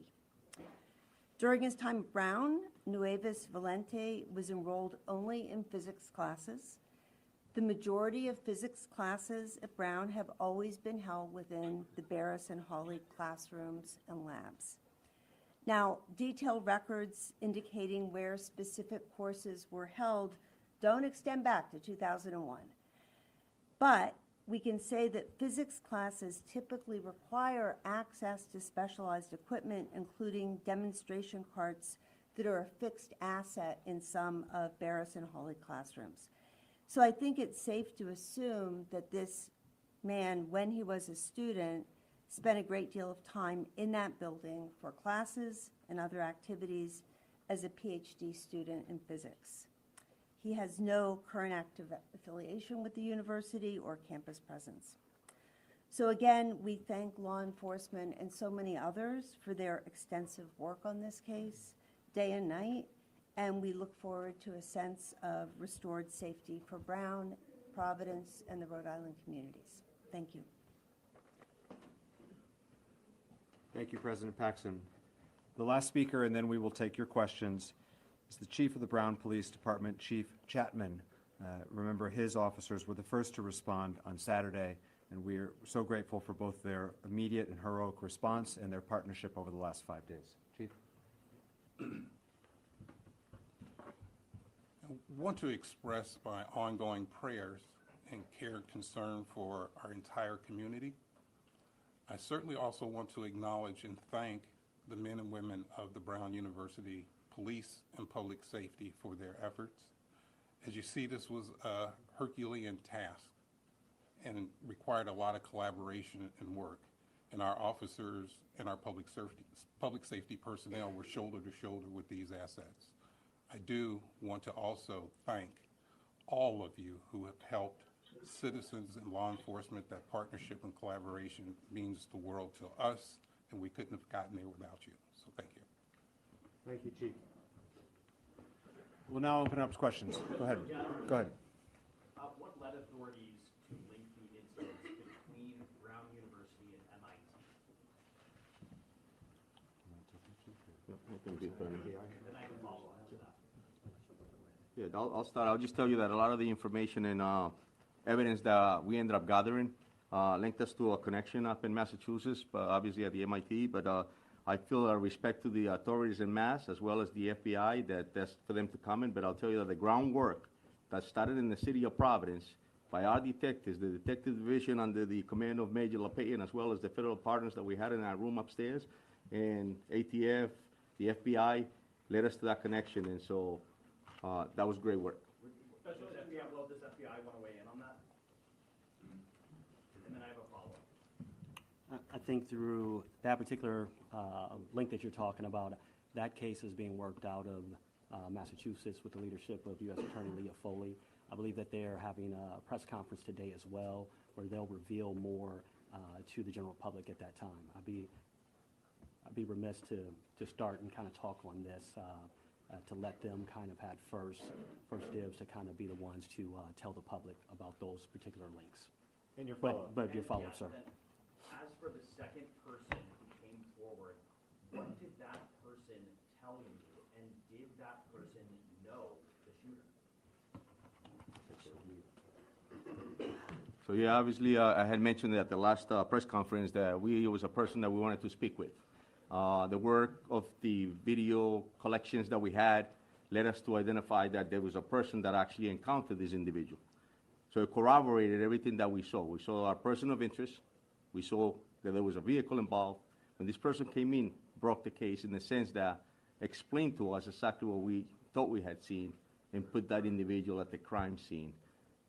Obviously, that was the break, because we knew that we were in the right direction to ensure that we were going after this individual, but obviously took his life.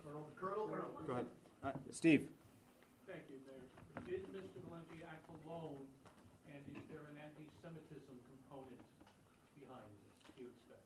As far as we know, Steve, he acted alone.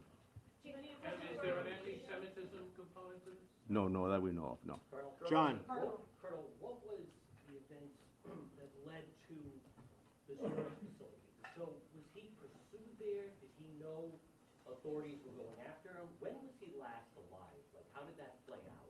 So it plays out in the sense that we obviously, I just stated, we collected all the evidence. We were able to learn that there was a rental vehicle. We learned about that vehicle. There was financial records that were verified by the FBI, obviously, and other agencies. I'm sorry, actually, so another agency, so multiple agencies that verified financial records that brought us to that site to know that he had actually rented a site at the storage unit, and then we ended up in Salem. And a follow-up. Yeah. When he did that, did he know authorities were coming, or did he just go and, like, how long had he been in that storage unit? That we're not aware of, John, in the sense that all we knew is that we were on a manhunt, and that's what he led us to. So. Amanda. Oh, thanks. Chief, I have some questions for you about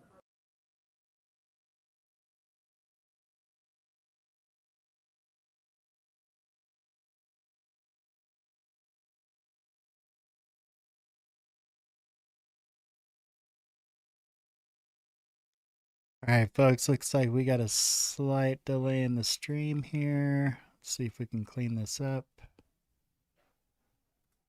Nope, we're still frozen. Let's give us a few moments, see if I can get live somewhere else. Okay, here is a worse angle, but at least we can see it. No motive at this point. Any criminal history, political affiliations, There we go. social media posts, anything of that sort that you can report to us about Mr. Valente? Nothing that I know of, Steve. Behind him. Go ahead, white shirt. Is there any indication that Mr. Valente was planning any future attacks? Nothing that we know of, no. In the way back. Special Agent Doc, can you also tell us if there, the connection, I know you said you can't talk too much about the MIT, but the fact that it was a physics professor at MIT, and in the physics building, and he was studying physics, have you tied all that up, and does that lead, why target one person in Massachusetts, and then a whole class here in Providence? Yes, it is true that Mr. Valente was a physics student. Also, we know that the MIT, the victim there, was in that discipline as well. I will tell you that there's multiple phases to an investigation, and so now, in a sense that we know the subject is deceased. Now that investigation continues to find out all of those answers to your question, sir. Did you go to school with the professor? Did you go to school with the professor who killed Brown after that? It is believed that in Lisbon, that those two individuals attended the same university in Portugal. You have a follow-up in the back.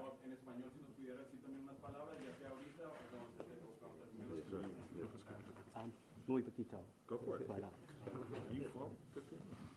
Sorry, empiezo desde el principio. Lo que nos pueda resumir acerca del caso, ¿qué fue lo que conllevó a que ustedes pudieran dar con el paradero del sospechoso y las conexiones que tuvieron? ¿Cómo llegaron a rastrearlo y más que nada a qué atribuye todo eso?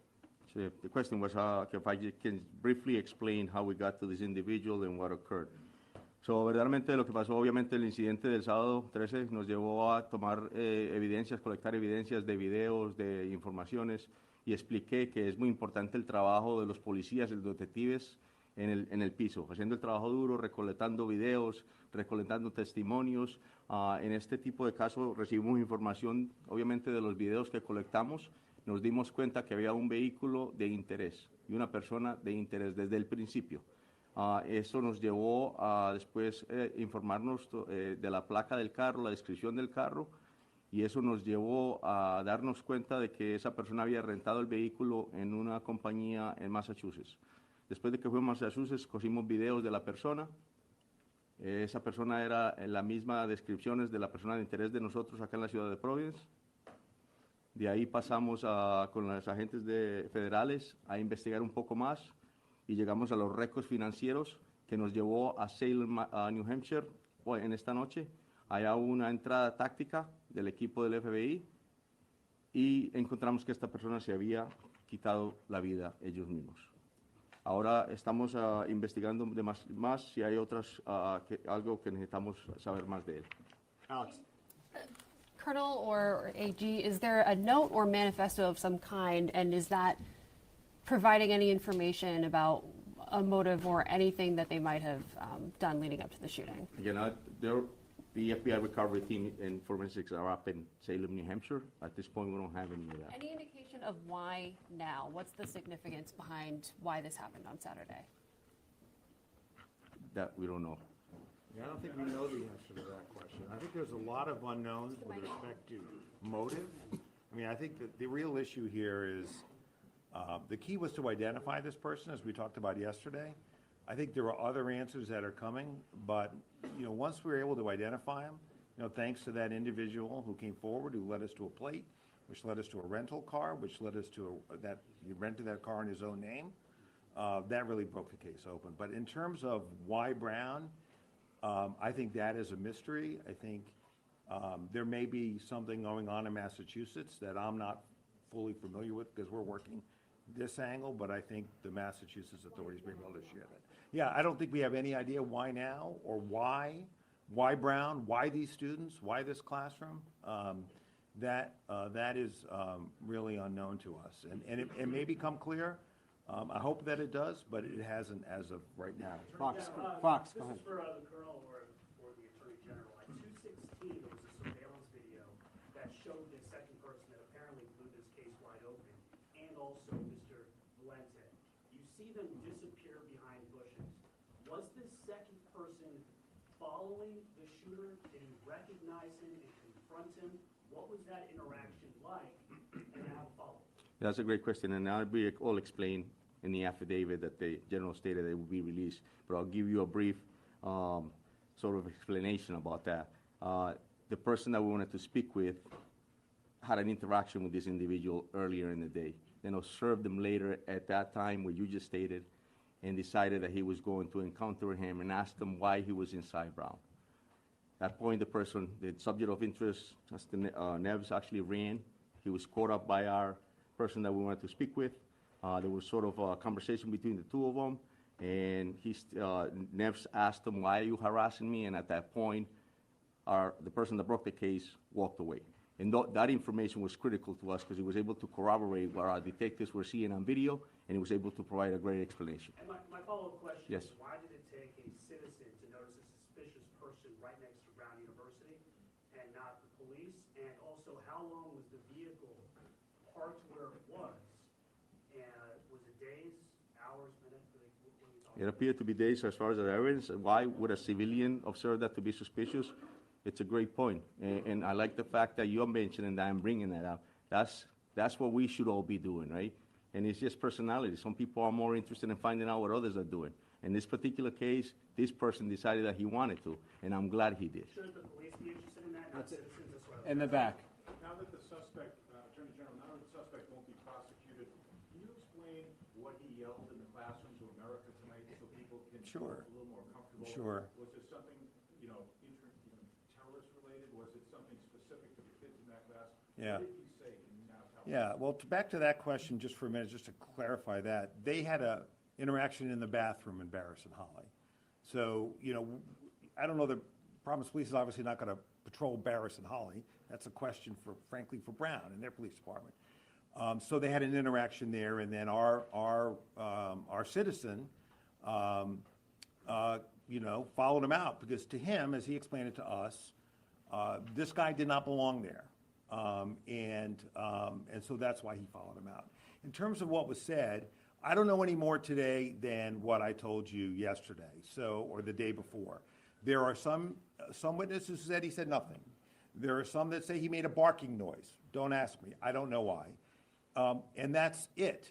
There is no other spoken word beyond that we are aware of as we stand before you tonight. And we have spoken to everybody that we have been able to locate who's been inside that building. And just to the special agent in charge, my follow-up question is, can you just be clear to the people of Massachusetts, and I know you said the people in Norfolk County and investigators in Mass, but you did say a few days ago that you talked to the colonel of the state police and said there's no connection between Brookline and what happened here in Rhode Island. But now you're saying there was a connection, so are you saying that he shot up Brown University, then 2 days later he was at this house in Brookline to shoot this MIT professor, and then he just drove up to Salem, New Hampshire for no reason? How did he get into a storage facility?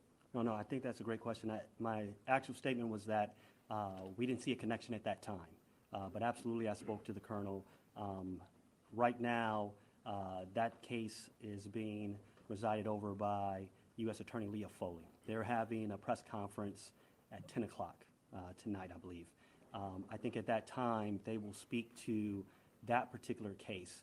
I would be getting a little bit ahead of my skis if I spoke to that case without consultation with Leah Foley and her team, as we've been in the trenches working this up to the minute today, sir. Because 2 days ago you didn't know they were connected, now you're saying they appear to be. Yes, and that's how cases often go.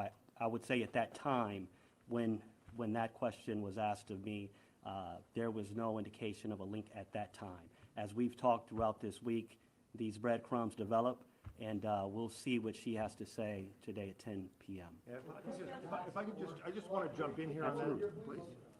I just want to jump in here on that because it's a good question. It's an important one.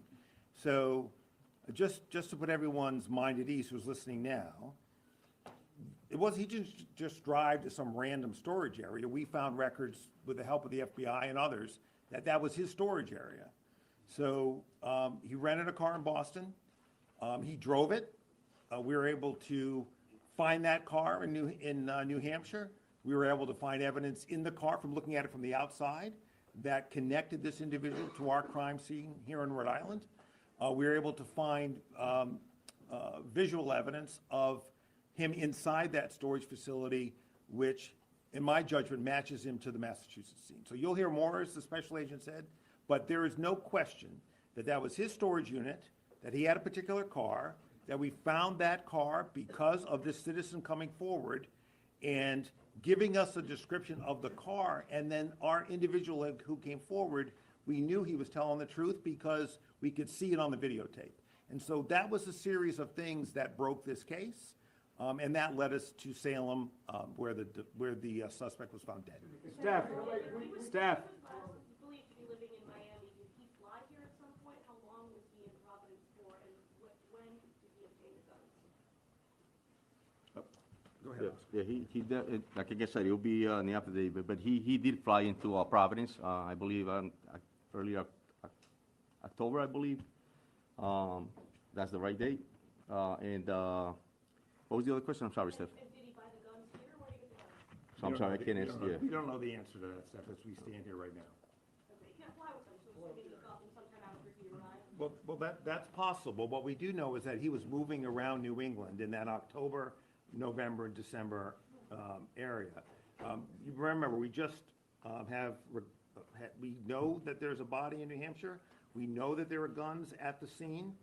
It still remains to be examined, comparing those guns to the ballistics evidence we have in Rhode Island, and I imagine they'll do that in Massachusetts, but again, that's somebody else's investigation. And then, of course, we want to make sure that we match the DNA. But we are 100% confident that this is our target, and that this case is closed from a perspective of pursuing people involved. And Steph, just to add, I think Special Agent Doc stated, obviously we didn't know who he was. And so it's very difficult to know what a person did prior without any knowledge of who that person is. Dan. Can I just ask Special Agent this question?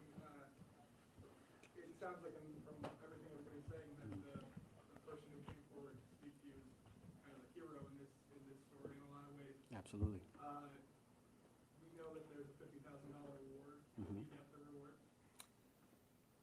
You know, I will say that in this particular situation, that individual will likely get absolutely some aspect out of that award.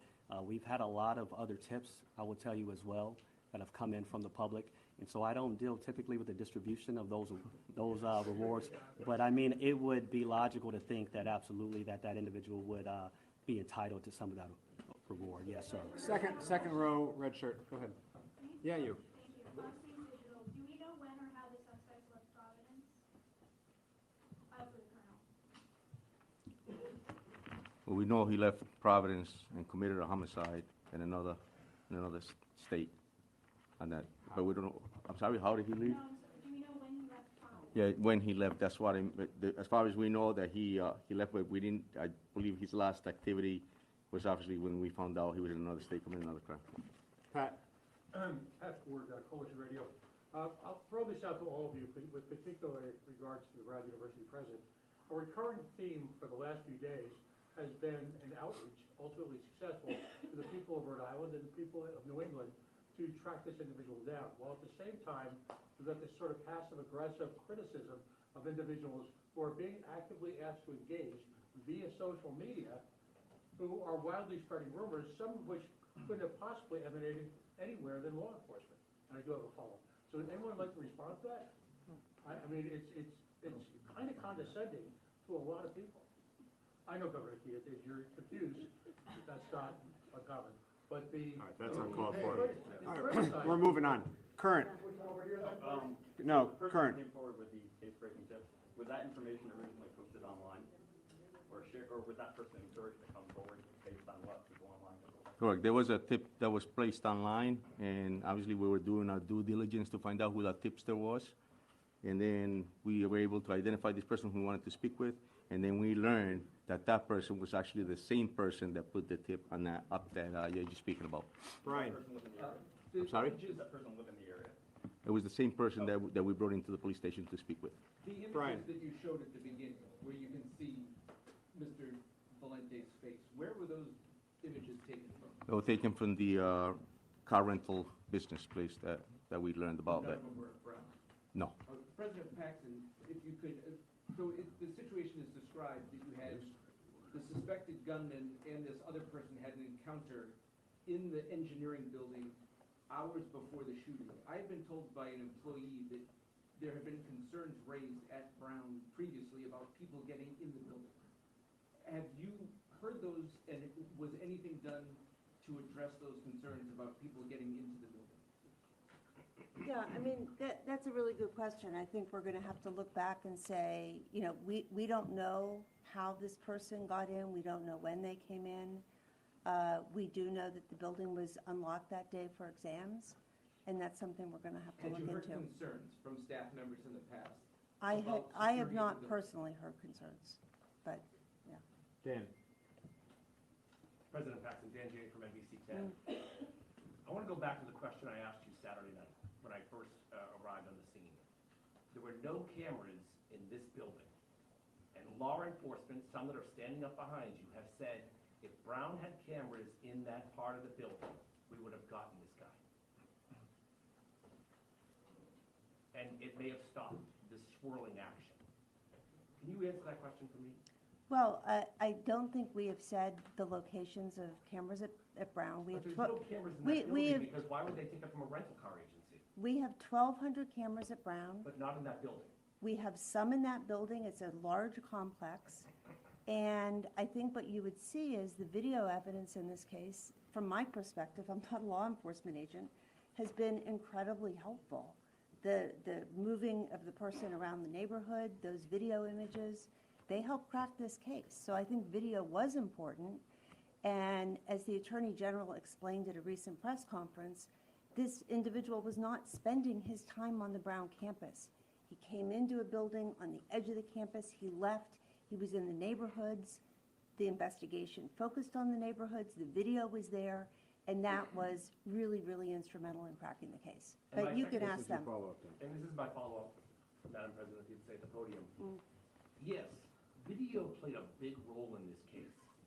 The neighbor's video, the rental car video, but not the video from the building that he walked in freely both before when he got in a confrontation and when he came back in and decided to kill people.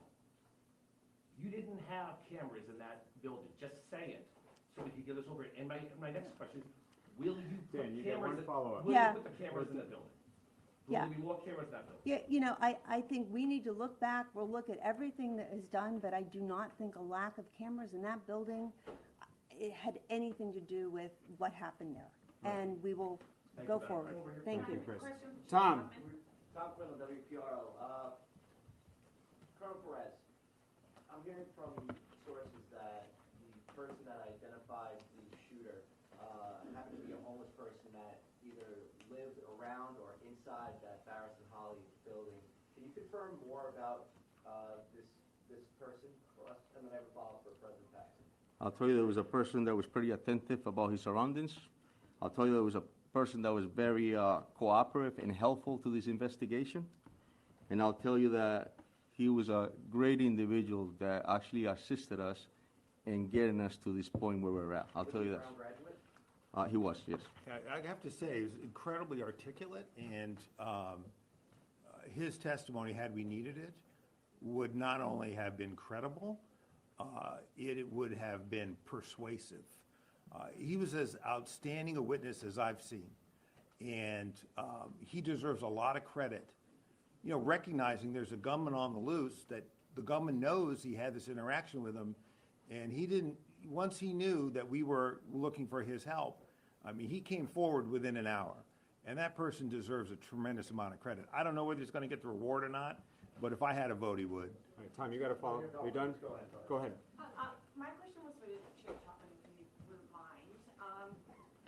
In October, the Brown Daily Herald reported that you had a vote of no confidence in your leadership, and students were concerned for their safety and the fact that you had prioritized desk jobs over having over field jobs and having more people patrolling the campus.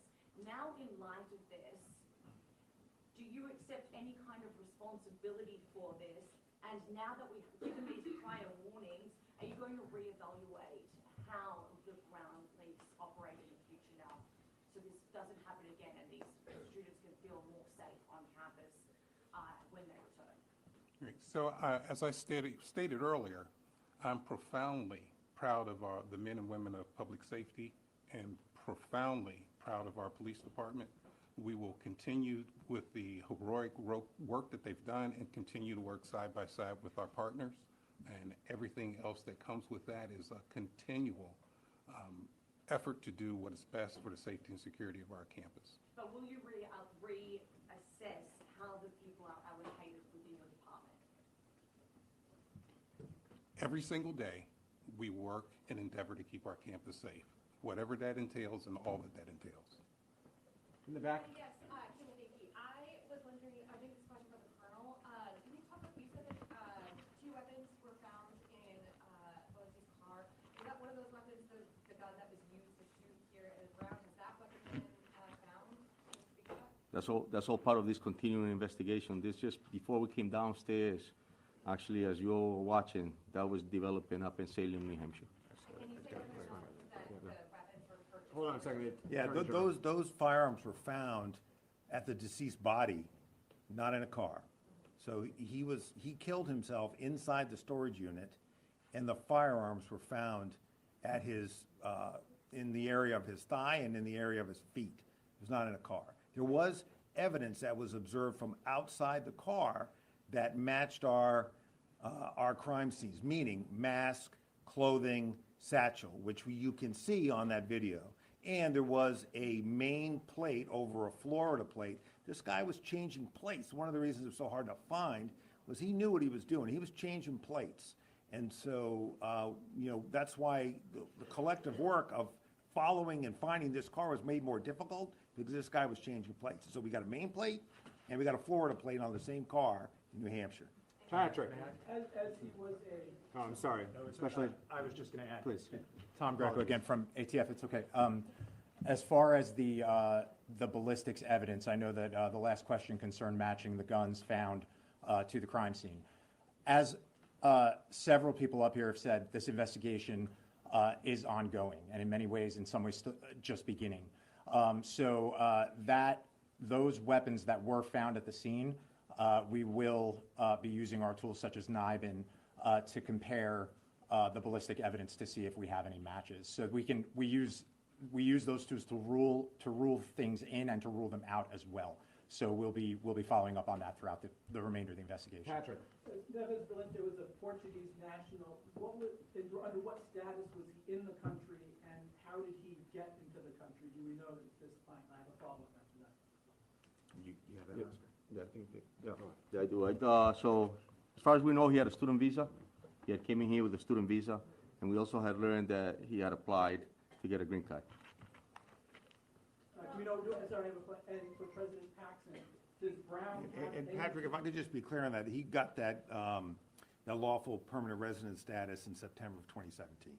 Thank you, I was going to ask, but then, and for President Paxson, has Brown had any communication from Neves Valente in the period after he left until now? As far as I know, no. He has really gone off our radar. We will continue to cooperate with the police as they continue with the investigation to find anything we can find about him. But his last class that he took at Brown was in 2001. Straight back. This question's for the Colonel or the Attorney General. If you hadn't focused on the law and person of interest on day one, do you think the professor in Massachusetts could be alive? Well, from the beginning, I've told you that this investigation is extremely, extremely complex and intense. And so we used every resource as soon as we responded to the call. I stated that earlier. I'm proud of the men and women of this department. Yes, we did find somebody that we thought obviously was the person, but we continued on. We continued on investigating. We continued on canvassing the areas. We continued on with video.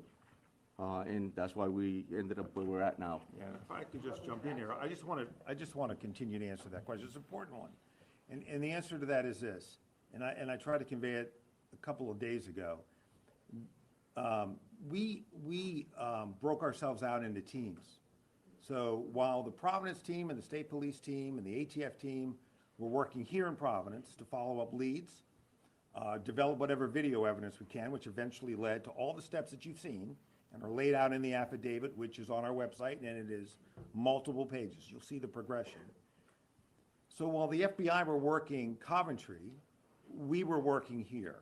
Now, you may ask, well, what was it about Coventry that made us, for those of us who've been in law enforcement for a long time, why did we have to run that lead to ground? Here's why. When the FBI confronted him, initially, he was not cooperative. When they entered the room to secure it, there were guns in the room. One of them had a laser sight. The witnesses had told us there was a laser sight used in the course of the attack. Okay, we had to run that to ground. We couldn't just not run that to ground. That was a very promising lead. But that's why you don't get over your skis about, and word choice is important. So while we had to test those ballistics and test the DNA off those guns, and that DNA ruled this guy out, okay? But we had to run that lead to ground. But while we're running that lead to ground over the course of Sunday, for the most part, my memory's correct, we were working other leads, which eventually led us through a recreation by the great work of the team, including the marshals, by the way, that are up here. Movements, image of our cooperating witness comes in, and you've heard the rest. So, you know, this is the way these investigations work. You don't chase one and stop. We have chased more than one lead over the course of the last 4 to 5 days. There was one lead that we followed, didn't work out. There was another lead that we followed, didn't work out. There was another lead that we followed, didn't work out. So that's, at least in my mind, 5 different leads that one worked out, 4 didn't.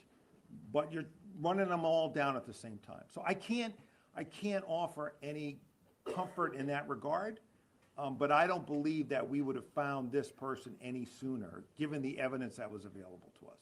No, way back.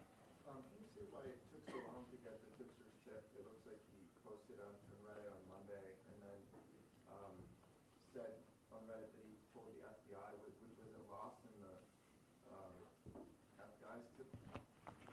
We received the tip about that post and immediately acted on it. And so that's exactly what occurred. As soon as the tip came in, we had a tip center upstairs that was staffed, as I mentioned earlier, by detectives and agents. They were going through hundreds of tips that were coming in, hundreds. We were vetting them through, ruling them out, just like the general stated. We were making sure that whatever came in, we checked it to its entire to ensure that we weren't missing anything. And so when we got to that tip, obviously, it led us to that person I wanted to speak with, and I told you the rest earlier. So. Yeah, and I just want to complete that too, because this is important. This person had to come forward. That's why we put the picture out. Once we put the picture out, he came forward, right? But we didn't know who that person was. We knew about what was on Reddit, but we didn't know who that person was. That's why when we identified another person, we didn't know when that person came forward that he was the Reddit poster. He then told us he was, okay? So all of these things kind of happened in that sequence. Chris?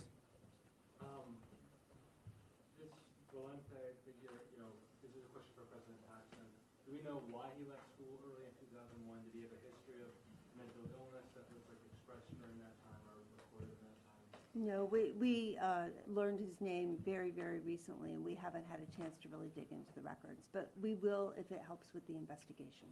This is another question about We got a follow-up question. This is another question about a student visa. When you say he's here on a student visa now, what school is he affiliated with? He's here on a student visa. General, Yeah, so he's not here on a student visa now. He was initially, and then he applied for and received lawful permanent resident status in September of 2017, okay? Thank you. Go right here. What was Mr. Valente's profession and how did you search his residence? Again, as I stated earlier, we just identified who obviously that person, and this developed pretty quickly. So that's all part of the investigation that's coming. And can you talk about, was there any interaction between him and law enforcement before he died? No, not that we know. I have a follow-up to her. There you go. And that is, do you know any associates of his family members, friends, roommates, and if there are any in the United States, did any of them come forward through the process of this investigation? No, not at this time. This evolved extremely quickly. We've been at this for 6 days. And so here we are, and we now identify who the person is. We're about to make an apprehension. As I stated earlier, he took his own life, but that's all part of the investigation that will continue about him. Go ahead. Okay, so President Paxton, Chief Farrow said he had no known criminal history that you know of. You were asked about possible mental illness while he was here. When he was at Brown, did he have any grievances, disputes with anyone, any problems, any disciplinary issues, any problems at all that were documented? Not that we know of at this point. I mean, again, these are very, very old records, you have to understand. We learned about this very recently. And I think going forward, as we want to learn more, we will cooperate with the investigation to give them the information they need. Go ahead, in the white shirt. Hi, Brittany, WCBB. This question is for Colonel Perez. You mentioned that Claudio was the primary suspect, primary focus from the beginning. If that's the case, can you elaborate more on why there was someone else detained initially, and the lead that led you to that person to being detained initially, if Claudio was the primary focus from the beginning? Yeah, so. And I have a follow-up. Sure, Brittany. Great question. So we have received a tip about that first person. We have received a tip about him wanting to get a permit to carry a firearm.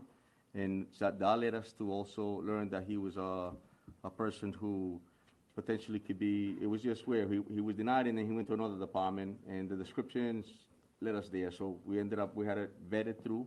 Obviously, the FBI responded, followed through that whole tip, ended up finding the person, taking him to custody, finding him with 2 firearms, with a laser. And so it took a while for us to be able to rule him out. But it was a tip that came in. And as I stated earlier, as soon as the call came in, it was all hands on deck. And there was nothing that we were just going to say that is not anything that have to do with it, with this case. Obviously, we wanted to make an apprehension, and we went after that. So. Yeah, I just want to, if I could just jump in here, Mayor, I'm sorry to do that, but I think I heard you say that Mr. Valenti was the suspect from the start. Primary focus. No, he became their primary focus yesterday at around this time. This name was not known to us until yesterday. So when our cooperator came in last night, we were able to track the car, get the name, and then we were in the position of, today, do we push that name out so that you can help us find this guy? Or do we think we know where he is? And so that was the balance. That was that back and forth analysis in our minds, collective investigative team minds, was going on today. But his name did not come to us until yesterday. As I said yesterday, until you have the name, which we did not have until yesterday, after our press conference together, that's when this thing heated up. As soon as you have a name, I believe you can find anybody in this country. And the fact that this team was able to do it in around 24 hours, I think is a tribute to them, their hard work, around the clock, to do exactly what we have been talking about doing, which is how long is it going to take? And it took, roughly 5 days. And that's a tribute to them. Brittany, if I could just clarify further on that. So what I meant, obviously, it was that the image that we released within hours of that person of interest that was walking on Waterman Avenue around the corner, that was sent out within minutes. That became a primary focus of the investigation of that person of interest. Yes. If I may, my follow-up. I believe it said the last address for Valenti was in Miami. Correct.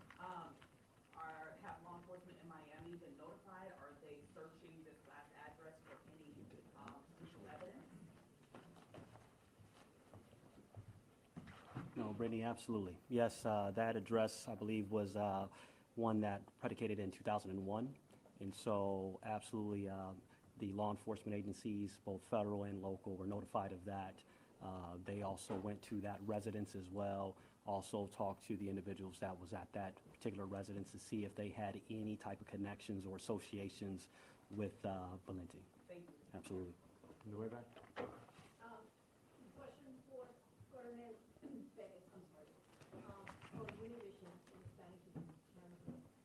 What's next? Do you have any leads on the motives? Como acaba de preguntar la colega, ¿ya registraron la vivienda en la Florida? ¿Qué es lo que viene ahora? Si es que saben, ¿cuál fue su motivo para matar a esta persona? Sí, vamos a seguir.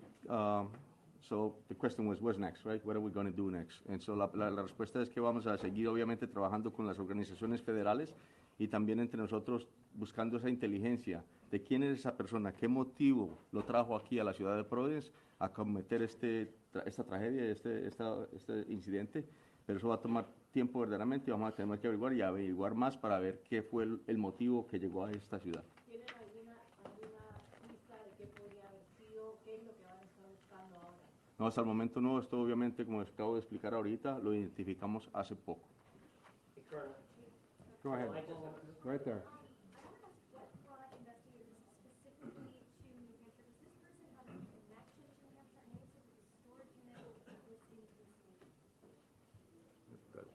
So it was the financial records that the federal agency followed through the investigation that led us to learn that this person had rented there, so a storage unit. And so we responded immediately, and we found that the vehicle that we were looking for of interest was parked there. Okay, go ahead. Chief, can you speak a little bit more to that, again, identification of vehicle of interest, the person who did that? And as you said, there was video capture. Could walk us through that aspect of this? Was this the witness who provided to you the vehicle? Can you walk us through how that vehicle of interest entered the investigation? And then I have a follow-up. Correct, yeah, it was part of the tip that was posted actually, and then also the tipster had called and had stated that this individual had a fob and was trying to enter a vehicle that was parked on Benevolent.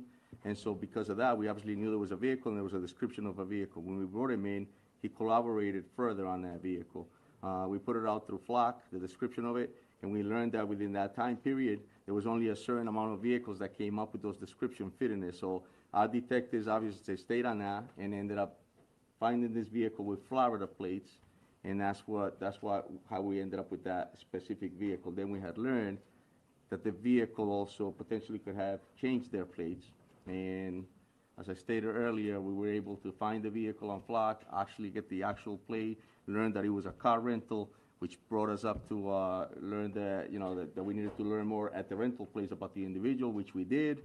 And then further later, we find out, again, doing all the work that they did upstairs, I think it was tremendous if you had a chance and an opportunity to see how much work was put in, because it was bits and pieces of information. It's almost like putting a puzzle together. You only have just a few pieces, and you're building it. And that, later on, led us with the financial records to learn that he rented a storage unit in New Hampshire, and that's why we ended up. Okay, your follow-up. That one for the Chief or the Attorney General.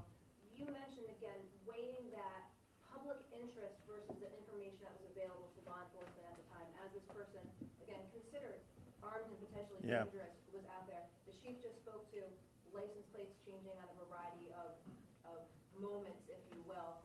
But was it too fast-moving?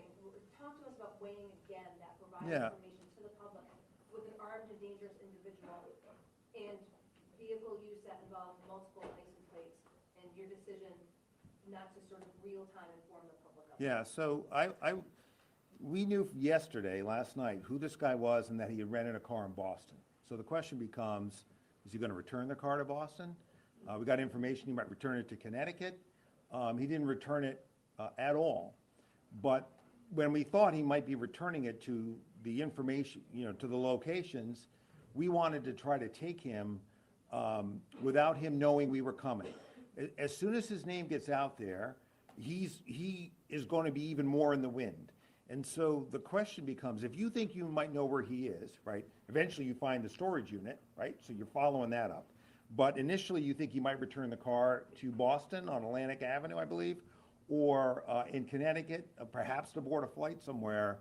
You're weighing, can I take this guy because we know where he's going to be, and not alert him that we're coming.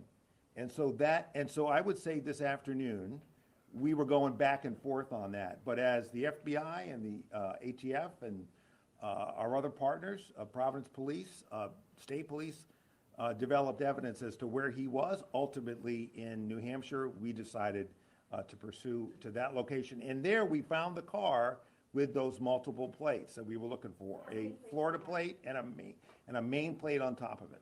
Right there, go ahead. That DNA evidence, where was that tested? And also the firearms examinations, we're having trouble with the state lab here. Where were those, I just wanted to touch real quick, and I know ATF is going to be able to answer you that, but that's a great question, Mark. And the reason for that is because when the incident first happened, it was our BCI unit that responded and collected that DNA and protected the integrity of that DNA and sent it out. Thank you. The evidence collected, the DNA and the firearms were sent to the Connecticut State Police Lab. They have the best local capabilities to handle that type of evidence and do those type of examinations. Director, to follow up, you're good. Thank you. Wheeler, go ahead.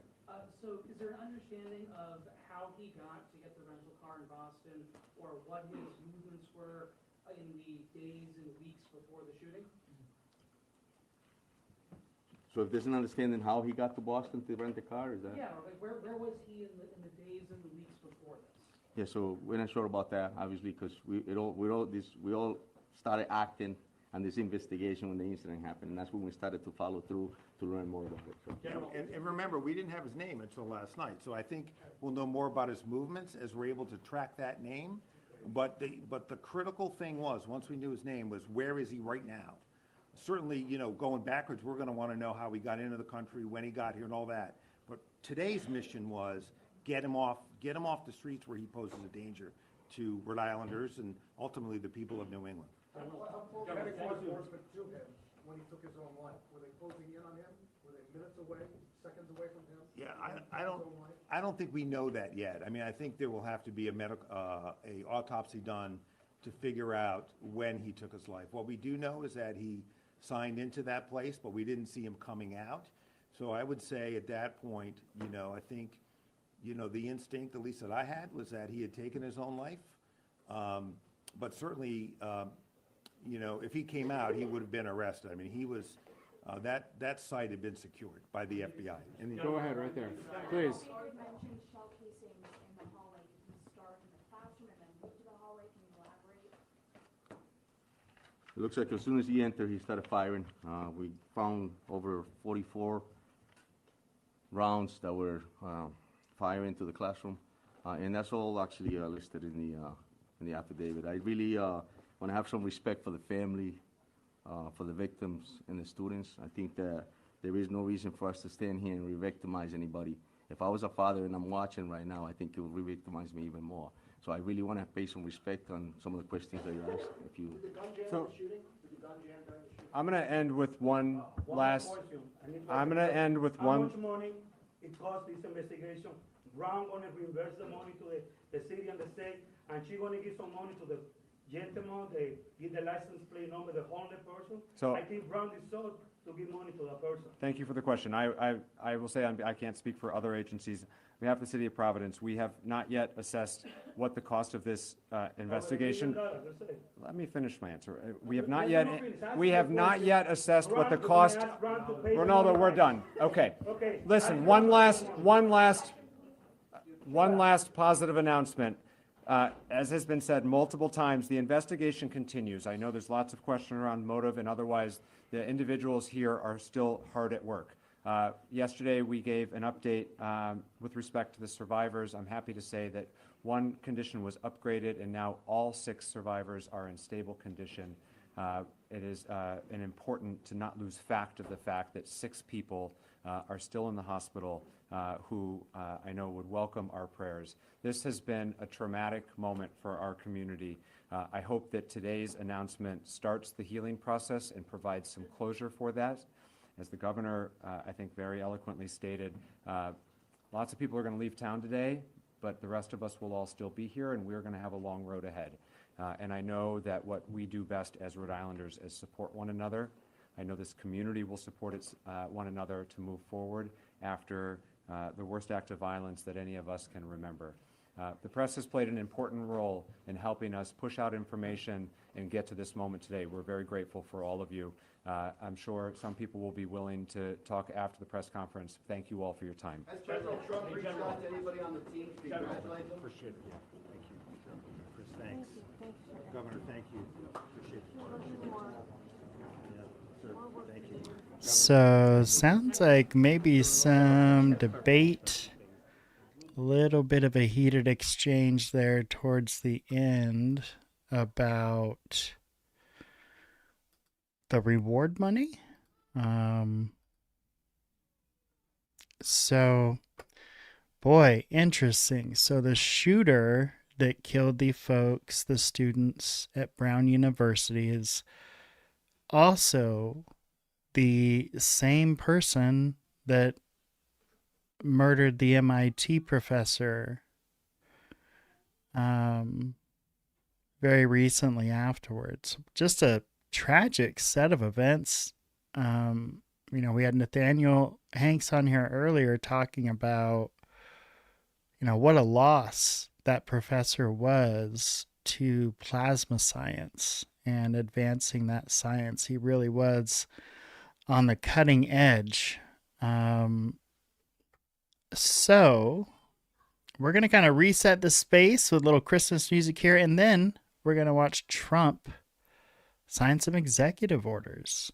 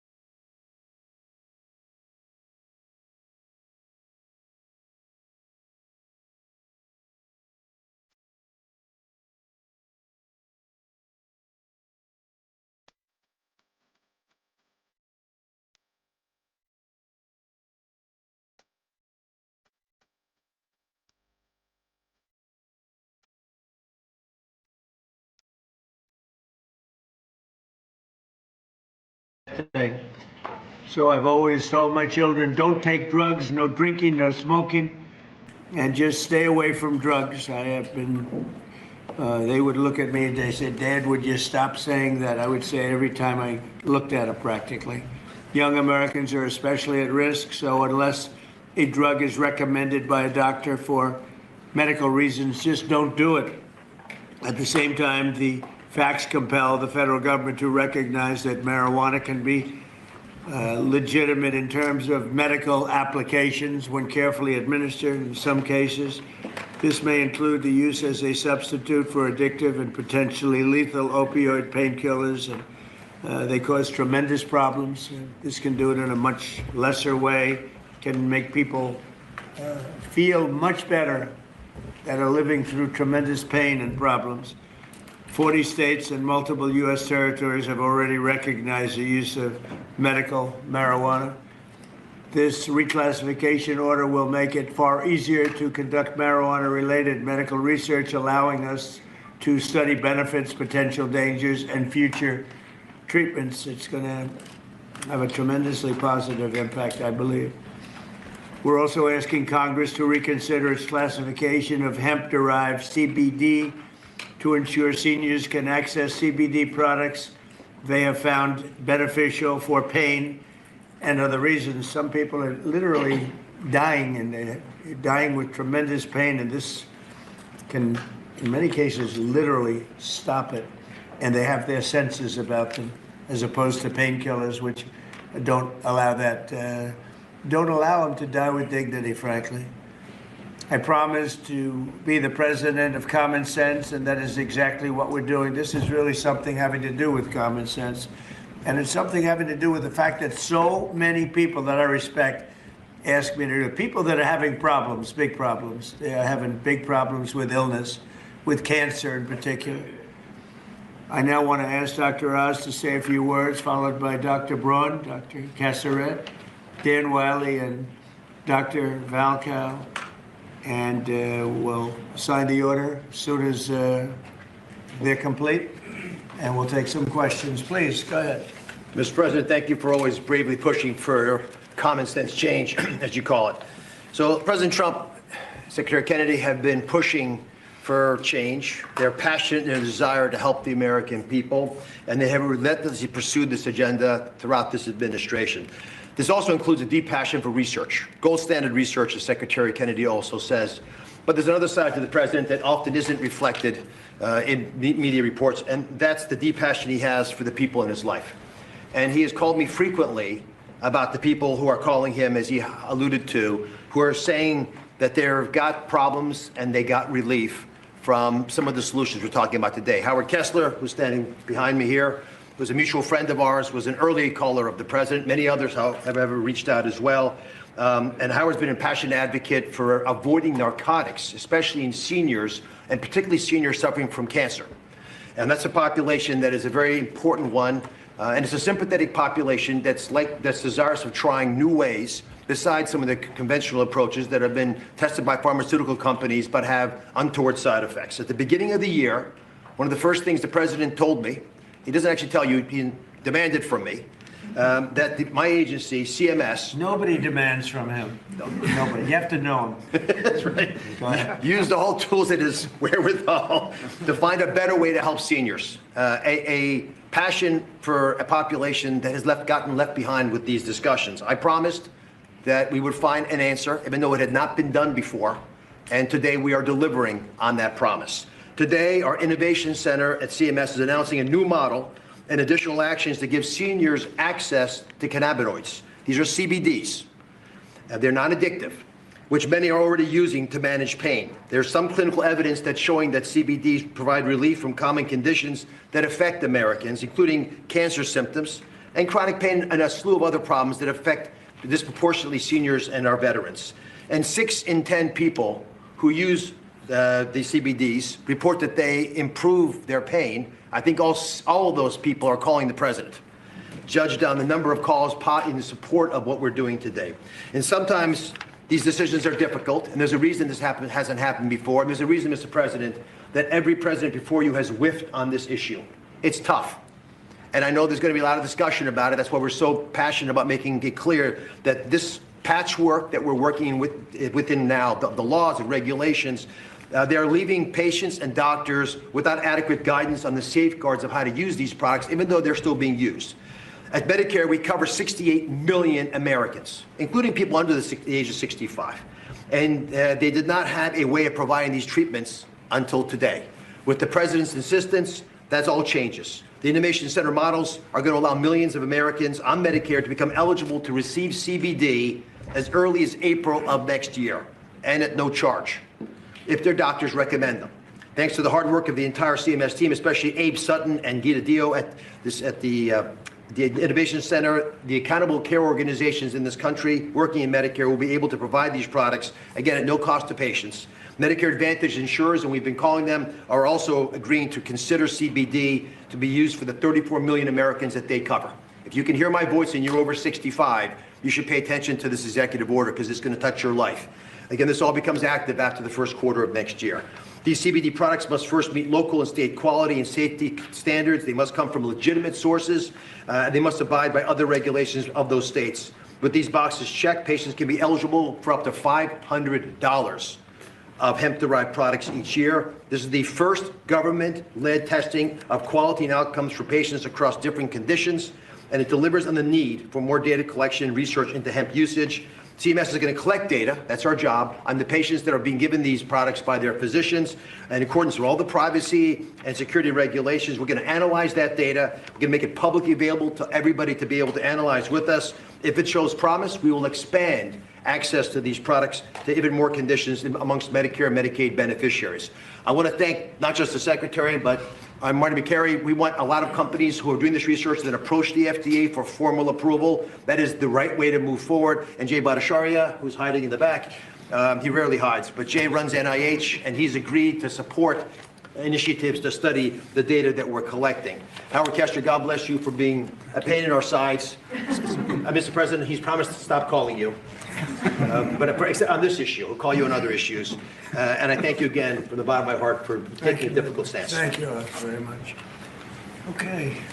Mr. President, members of the Cabinet, thank you so much for the opportunity to be here and for your leadership in rescheduling cannabis from Schedule 1 to Schedule 3. This decision will accelerate scientific research and expand what can responsibly be studied. I'm a cancer psychiatrist and medical cannabis researcher at the Dana-Farber Cancer Institute. Over the past decade, federal investment in research has helped transform cancer care. People are living longer than ever before. But cancer care is not only about treating the tumor, it's also about addressing the anxiety, the fear, the stress that can come with a diagnosis, symptoms that can interfere with treatment and make recovery much more difficult. Many medications we use for acute anxiety carry significant risks, particularly in the older adults.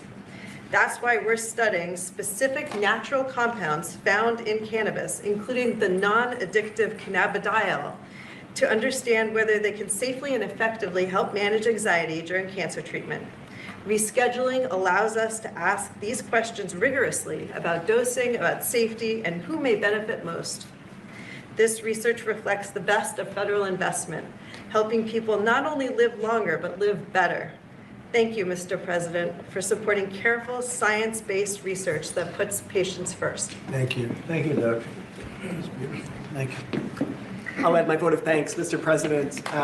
I never really thought this day would come. I met a patient about 20 years ago, a retired professor named Elizabeth, who came to my clinic. She was dying of pancreatic cancer, and she asked me then whether cannabis might help her. And I said no, because that's what I learned in medical school. She reached into her briefcase, took out a 3-inch tall stack of articles, put them down on my desk, and said, "Really, doctor? You should read these. You might learn something." And I did read those articles, every single one, and found a bunch more. And I did learn something. I learned that there actually is some medical benefit to cannabis that I had not anticipated, never heard about in medical school. Second, I learned that there was a lot we don't know. And third, I learned it's really, really, really difficult to do high-quality randomized controlled trials of a substance that's federally illegal. This rescheduling has the potential to change all of that and to rewrite the way that we do research related to cannabis in the United States in 3 ways. First of all, it'll democratize the research process so that all academic institutions can participate in research, not just elite academic medical centers. Number 2, it'll give patients and researchers access to highly refined, reliable sources of cannabis rather than relying on 1 or 2 sources around the country. And last but not least, it'll let us do the sorts of large-scale randomized controlled trials that we do in oncology and cardiology. Not dozens of patients, but hundreds or thousands of patients. That's how we learn. That's how we produce valuable knowledge that's useful in guiding treatment decisions. Mr. President, without you, this never would have been possible. And my patients and I and all of our families are grateful. Thank you. Thank you, Doctor, very much. Thank you. Mr. President, I am Dan Wiley, National Commander of the American Legion, representing 1.5 million veterans. We are the largest veterans organization. We have 2.5 million members of our American Legion family. And I want to start by thanking you for your leadership on this issue. This issue is extremely important to the American Legion, and I want to thank you on behalf of the veterans who are going to benefit from potentially the research regarding this issue. I also want to thank you for your VA Secretary, Secretary Collins, and his work on difficult veterans issues with us this past year. The VA has worked with us on our Be the One mission, which is a mission to fight the epidemic of veteran suicide. Veterans are disproportionately affected by conditions such as PTSD, TBI, depression, and chronic pain. And with this reclassification, it will allow research to be conducted with regard to cannabis. There is anecdotal evidence that cannabis benefits these conditions, and now we'll have an opportunity to see if research does prove that it is effective.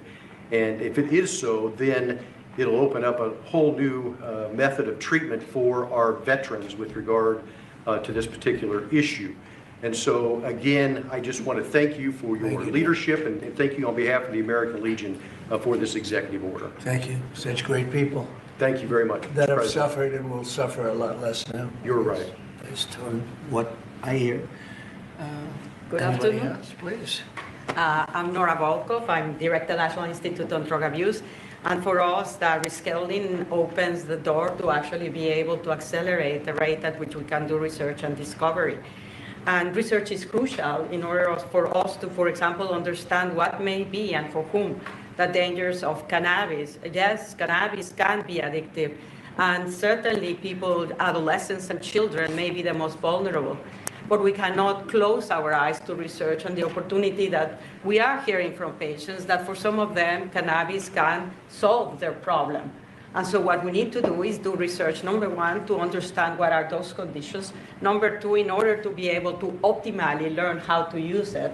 And to understand, number three, who is at danger. And it is knowledge that will allow us to optimally take the benefits that may be behind cannabis, as research shows, but on the other hand, also enable us better to do prevention interventions to protect those that are most vulnerable. So thanks very much. Great job. Thank you very much. Thank you, Doctor. Bobby, do you have something to say? I'll just echo, thank you, Mr. President. Thank you for your leadership and vision and finally getting to closure on this issue. This is a question, a scientific question, that has divided our country for many, many years. And there are valid claims on both sides. On one side, patients and physicians attest that cannabinoids and THC can have miraculous effects on chronic pain, on epilepsy, on PTSD, on chemotherapy-induced nausea. My friend Howard Kessler, without whom we wouldn't be here today, drove this change in the schedule, and he did it because of his own experience in mitigating the impacts of chemotherapy. He has nothing to gain from this. He just saw something that worked for him, that worked for thousands of other Americans, and he wants to make it available to them. On the other side, there are valid claims about the negative impacts, about addiction, about psychosis, about adverse public health impacts, and impacts particularly on young people. So we haven't been, the evidence on all of these is anecdotal and it's hypothetical because we have not been able to do scientific studies. There is no standardized dosing. And if you don't have standardized dosing, any study that you do is comparing apples to pears. And we don't know the difference between botanicals and synthetics, and all of these questions we're now going to be able to answer. 5 administrations have promised to act on this issue. The Biden administration promised to do this, and the proposal began during the Biden administration. It got mired down in the chaos and inertia and disorganization that. And I want to thank President Trump, who made the promise during the 2024 election that he was going to come in and solve this issue, that he was going to take decisive action, and he has kept that promise today. And so thank you, for President Trump, for your vision. And because of that, we will have answers very soon. This will finally allow us to study this issue and to answer these questions for the American people. Thank you very much, Bobby. Howard Kessler, a friend of mine, one of the most successful people in the country, came to see me on more than one occasion, actually.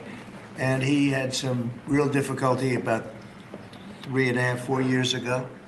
And he went through hell. And during his going through hell, he probably sampled everything you can sample when you're going through that hell. And he came to me, he said, there's been nothing like this. And we're going to have to take a good, strong look at it. And that's what he asked me to do. And others have likewise said that, many others. I mean, you know, again, it's I've never been inundated by so many people as I have about this particular reclassification. And I don't know that you have anything to say, Howard. If you'd like, you could say whatever you I like. just want to help the people 65 and over and make a difference in their lives. And we have machines and talent that could do it, not in 8-year clinical trials, but in a year. And we're going to prove that may change the world, really, in healthcare. So thank you, Mr. President.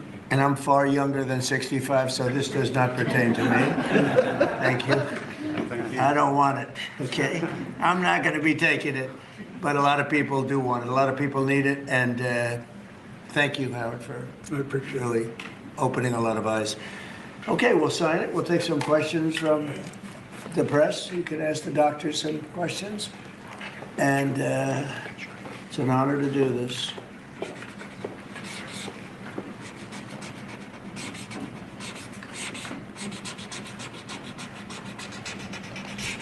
That's a good one.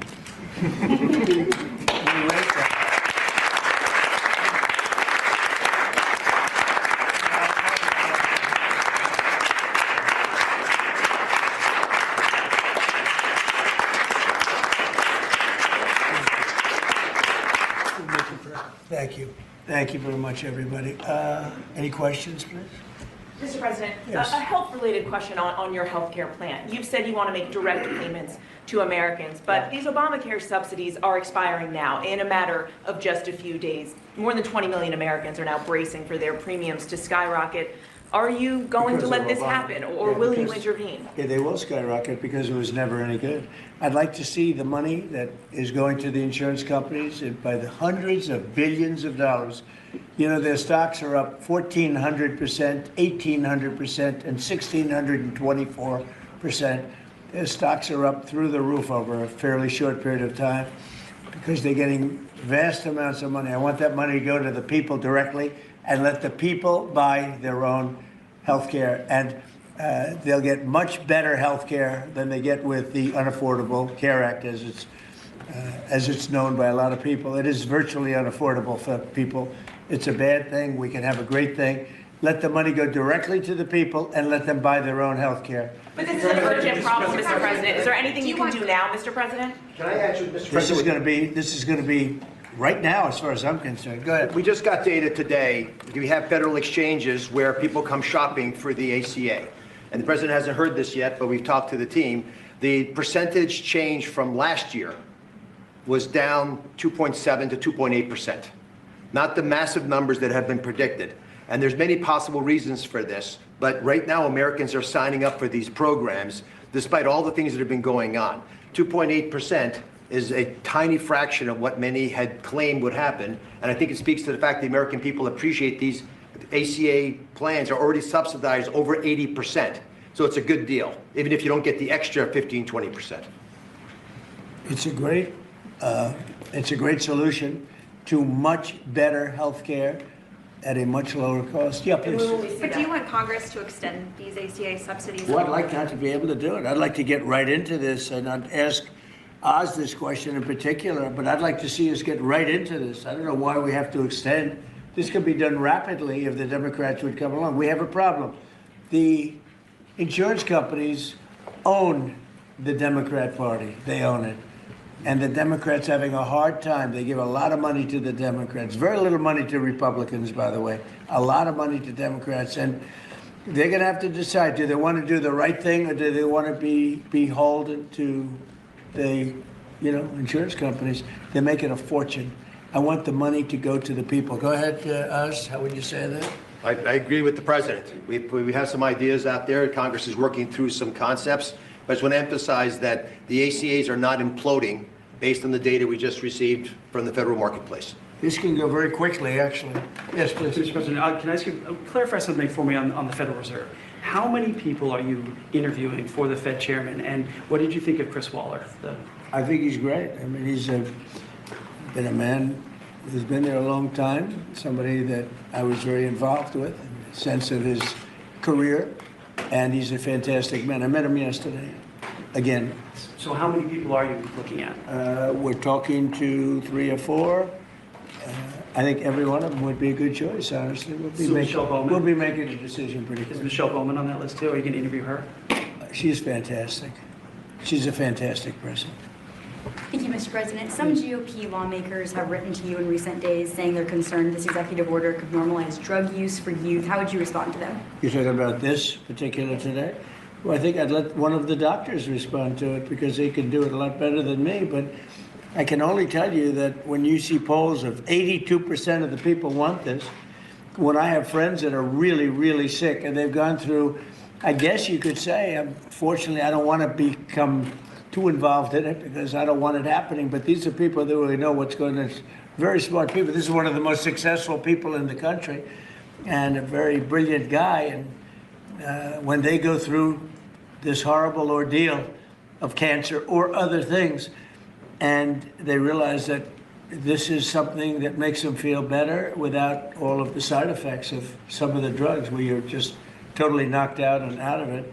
But I'd like to have one of the doctors maybe respond because you people do it better than anybody. I'm happy to respond. Yes. I mean, and my answer is we have had cannabis scheduled for how long? And it hasn't protected neither the adolescents nor the adults. We have 20 million people in the United States with a cannabis use disorder. This is not legalizing it.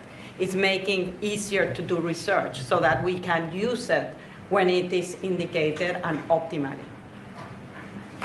So it's also a big part of this is research. In other words, you'll now have a much larger sample and you'll be able to see if it's as good as many people say it is. I mean, people say it is beyond good, and you'll be able to find that out now.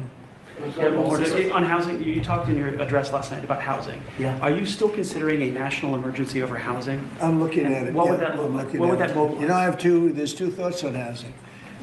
You have a lot of people have housing that because we have such a strong time and such a strong market, their houses are very valuable. It's a big part of their net worth, their house. I don't want to knock those numbers down because I want them to continue to have a big value for the house.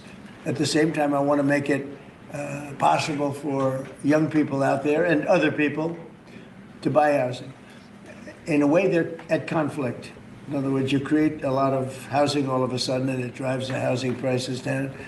So I want to take care of the people that have houses that have a value to, to the house that they never thought possible, that have sort of made them wealthy and happy, and especially in their later years.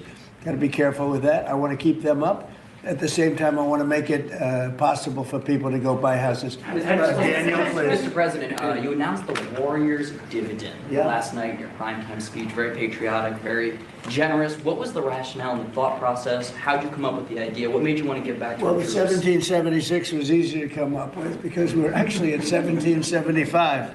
The number was 1775, and I said, wow. I think we can afford one more dollar. But they came up to me, it was $1,775. So I said, well, let's add a dollar to it. I think we can find that. And very simple, we've had a military that, in my opinion, by other presidents was not treated well. They're incredible. They're our finest people. They're protecting us. And because of tariffs, we're taking in billions and billions of dollars more than we ever have before, with no inflation, by the way, with no inflation. You saw the inflation numbers, they just came out today. What great timing. Practically no inflation. And yet we're taking in hundreds of billions of dollars.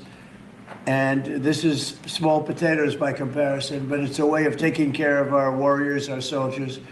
And I appreciate that question, Daniel. Yeah, and Caroline That was an easy one. She just posted on X, your press secretary, that the board members of the Kennedy Center voted unanimously to rename it the Trump Kennedy Center. What is your reaction to that? Well, I was honored by it. The board is a very distinguished board, most distinguished people in the country. And I was surprised by it. I was honored by it. We're saving the building. We saved the building. The building was in such bad shape, both physically, financially, and every other way. And now it's very solid, very strong. We have something going on television, I guess on the 23rd December. I think it's going to get very big ratings. And the Kennedy Center is really back strongly. It's in very bad shape, very, very bad shape physically. And we're also to get Congress to put up a lot of money and other people to put up a lot of money. We had a lot of donors come in for record-setting numbers. So we saved the Kennedy Center, and I was really, this was brought up by one of the very distinguished board members, and they voted on it, and there's a lot of board members, and they voted unanimously, so I was very honored by it. Thank you. Mr. President, will you be seeking any authorization from Congress for any land attacks on cartels in Venezuela? For anyone? For any land attacks on drug cartels in Venezuela? I wouldn't mind telling them, but, it's not a big deal. I don't have to tell them, it's been proven. But I wouldn't mind at all. I just hope they wouldn't leak it. People leak it. They are politicians and they leak like a sieve. But I'd have no problem doing that. On that, Mr. President. Yes, please. Mr. President, there's a meeting this weekend on Ukraine in Florida. What are you hoping will come out of that meeting? Well, they're getting close to something, but I hope Ukraine moves quickly. I hope Ukraine moves quickly because Russia's there. And, every time they take too much time, then Russia changes their mind. 27,000 soldiers were killed last month. Think of that. What do you think of that, Doctor? It's 27,000. It's like a half a football stadium were killed in 1 month. And it's that way. It's anywhere between 20 and 30,000, mostly soldiers. Also some people from Kiev and other places. But largely, it's the soldiers. They're losing their lives. Nobody's ever seen anything like it. It's the worst since World War II. And, you've heard me say I settled 8 wars, some going on for 35 years, one going on for 37, one going on for 32. And 8 wars, and I thought this would be an easier one. This is because of the animosity, the hatred. It's a little bit more difficult than we thought. But there's a chance we can get this done maybe soon. Sir. Remember that 25 to 30,000 people being killed a month, young people being killed a month. Steve, please. When do you expect to make your announcement about the new Fed chair, sir? Before the end of the year? What do you think? Over the next couple of weeks. I mean, I don't know before the end of the year, but pretty soon. And then the Rocky Mount, North Carolina tomorrow night. Tell us what your message is going to be there, sir. Say what? When you go to Rocky Mount, North Carolina tomorrow night, what's your message going to be there? Well, it's not going to be that much different from what I did last night. I mean, we've had tremendous success. We're bringing prices down. We inherited a mess. And part of what we inherited was the worst inflation in 48 years. I say history, but we had the worst inflation. It drove prices up. And now we're bringing those prices down. But I'll be talking about that. I'll be talking about the fact that we secured the border where literally nobody can come into our country illegally anymore. They came in from prisons and mental institutions and drug dealers and, a lot of bad people from all over the world. Venezuela emptied their prisons into our country. We had Tren de Aragua, which supposedly, the doctors don't know this, it's the meanest gang of them all. Okay, doctor? You don't have to know about it. You got other problems. But they let a lot of bad people in here.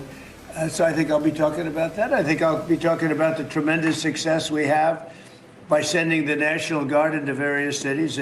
D.C. is the ultimate example. People walk to work and they thank me all the time. People in the White House, they just walk to the White House from 10 blocks away. Before I came into office, they couldn't do that. They were getting badly hurt in many cases and beyond hurt, killed.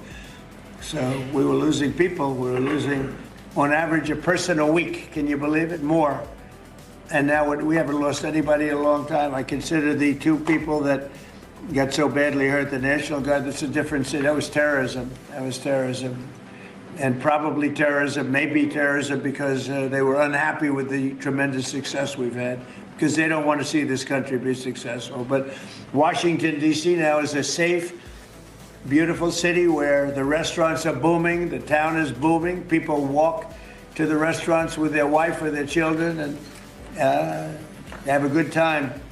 We were losing all the restaurants. We were losing our life in this. We were just the whole heritage of Washington D.C. was down the drain, and we brought it back. And now everybody's thrilled to be here. It's the hottest. It's a part of the hottest country anywhere in the world. We become in 10 months the hottest country anywhere in the world. And I say it all the time. We were a dead country 1.5 years ago. Do you expect to meet Prime Minister Netanyahu while you're down in Palm Beach? Yeah, he would like to see me. We haven't set it up formally, but he'd like to see me.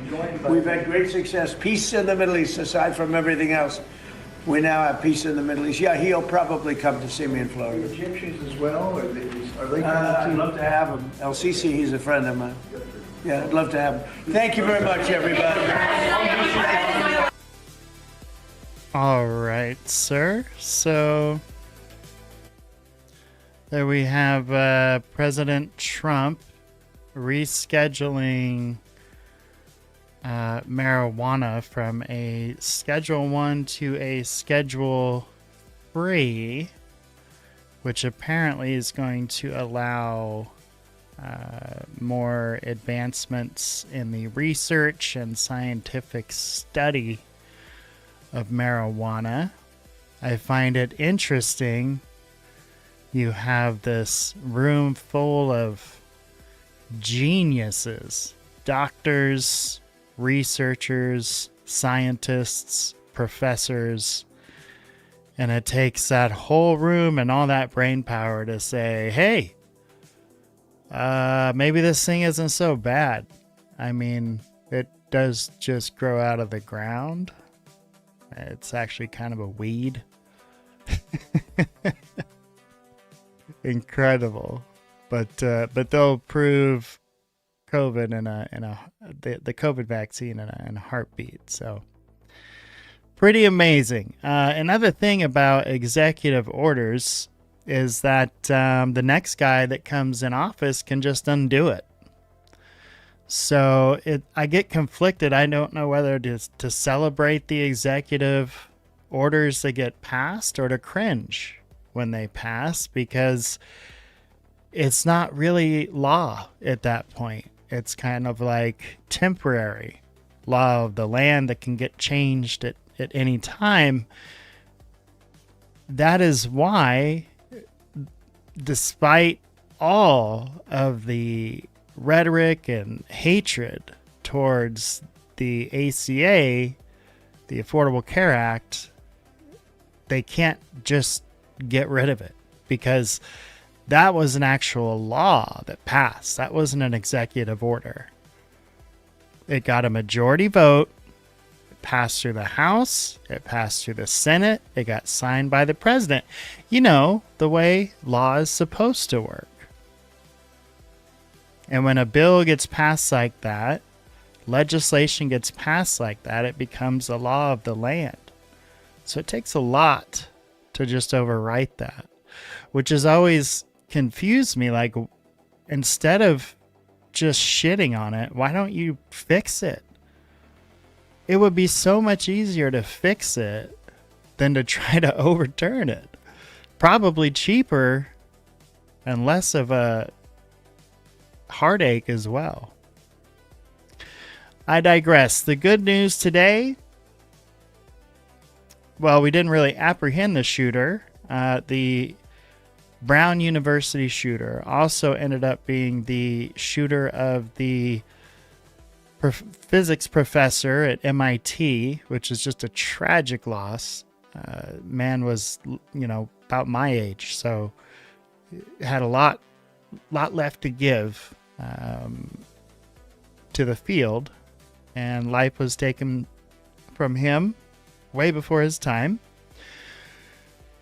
We're not going to get any answers from this shooter because he's dead.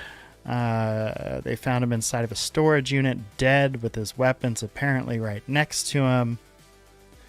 All a very convenient wrap up to the story. Haven't heard anything about a manifesto. The law enforcement can't provide any kind of connection between the students at Brown and the professor at MIT, at least not at the moment. But we know most murders occur with people that are involved with other people in one way, shape, or form. So I wouldn't be surprised if down the road we find out that these folks are somehow connected in one way or another. But the threat is neutralized as far as we know, which is good. Marijuana is no longer a Schedule 1, which is good because it's not as dangerous as heroin. And I thought it was a great take by Dr. Oz to say it's not a gateway drug, it's a de-escalation drug. It's the thing you give people that are strung out on hard drugs to get through the pain of coming off of them. That probably has something to do with the fact that it's natural and grows out of the ground as well. You can probably guess my stance. At any rate, thanks for watching this episode of the Gabriel Speak Show, this news live update show, breaking news update show. I hope you have a fantastic evening, and I will see you next time on the podcast.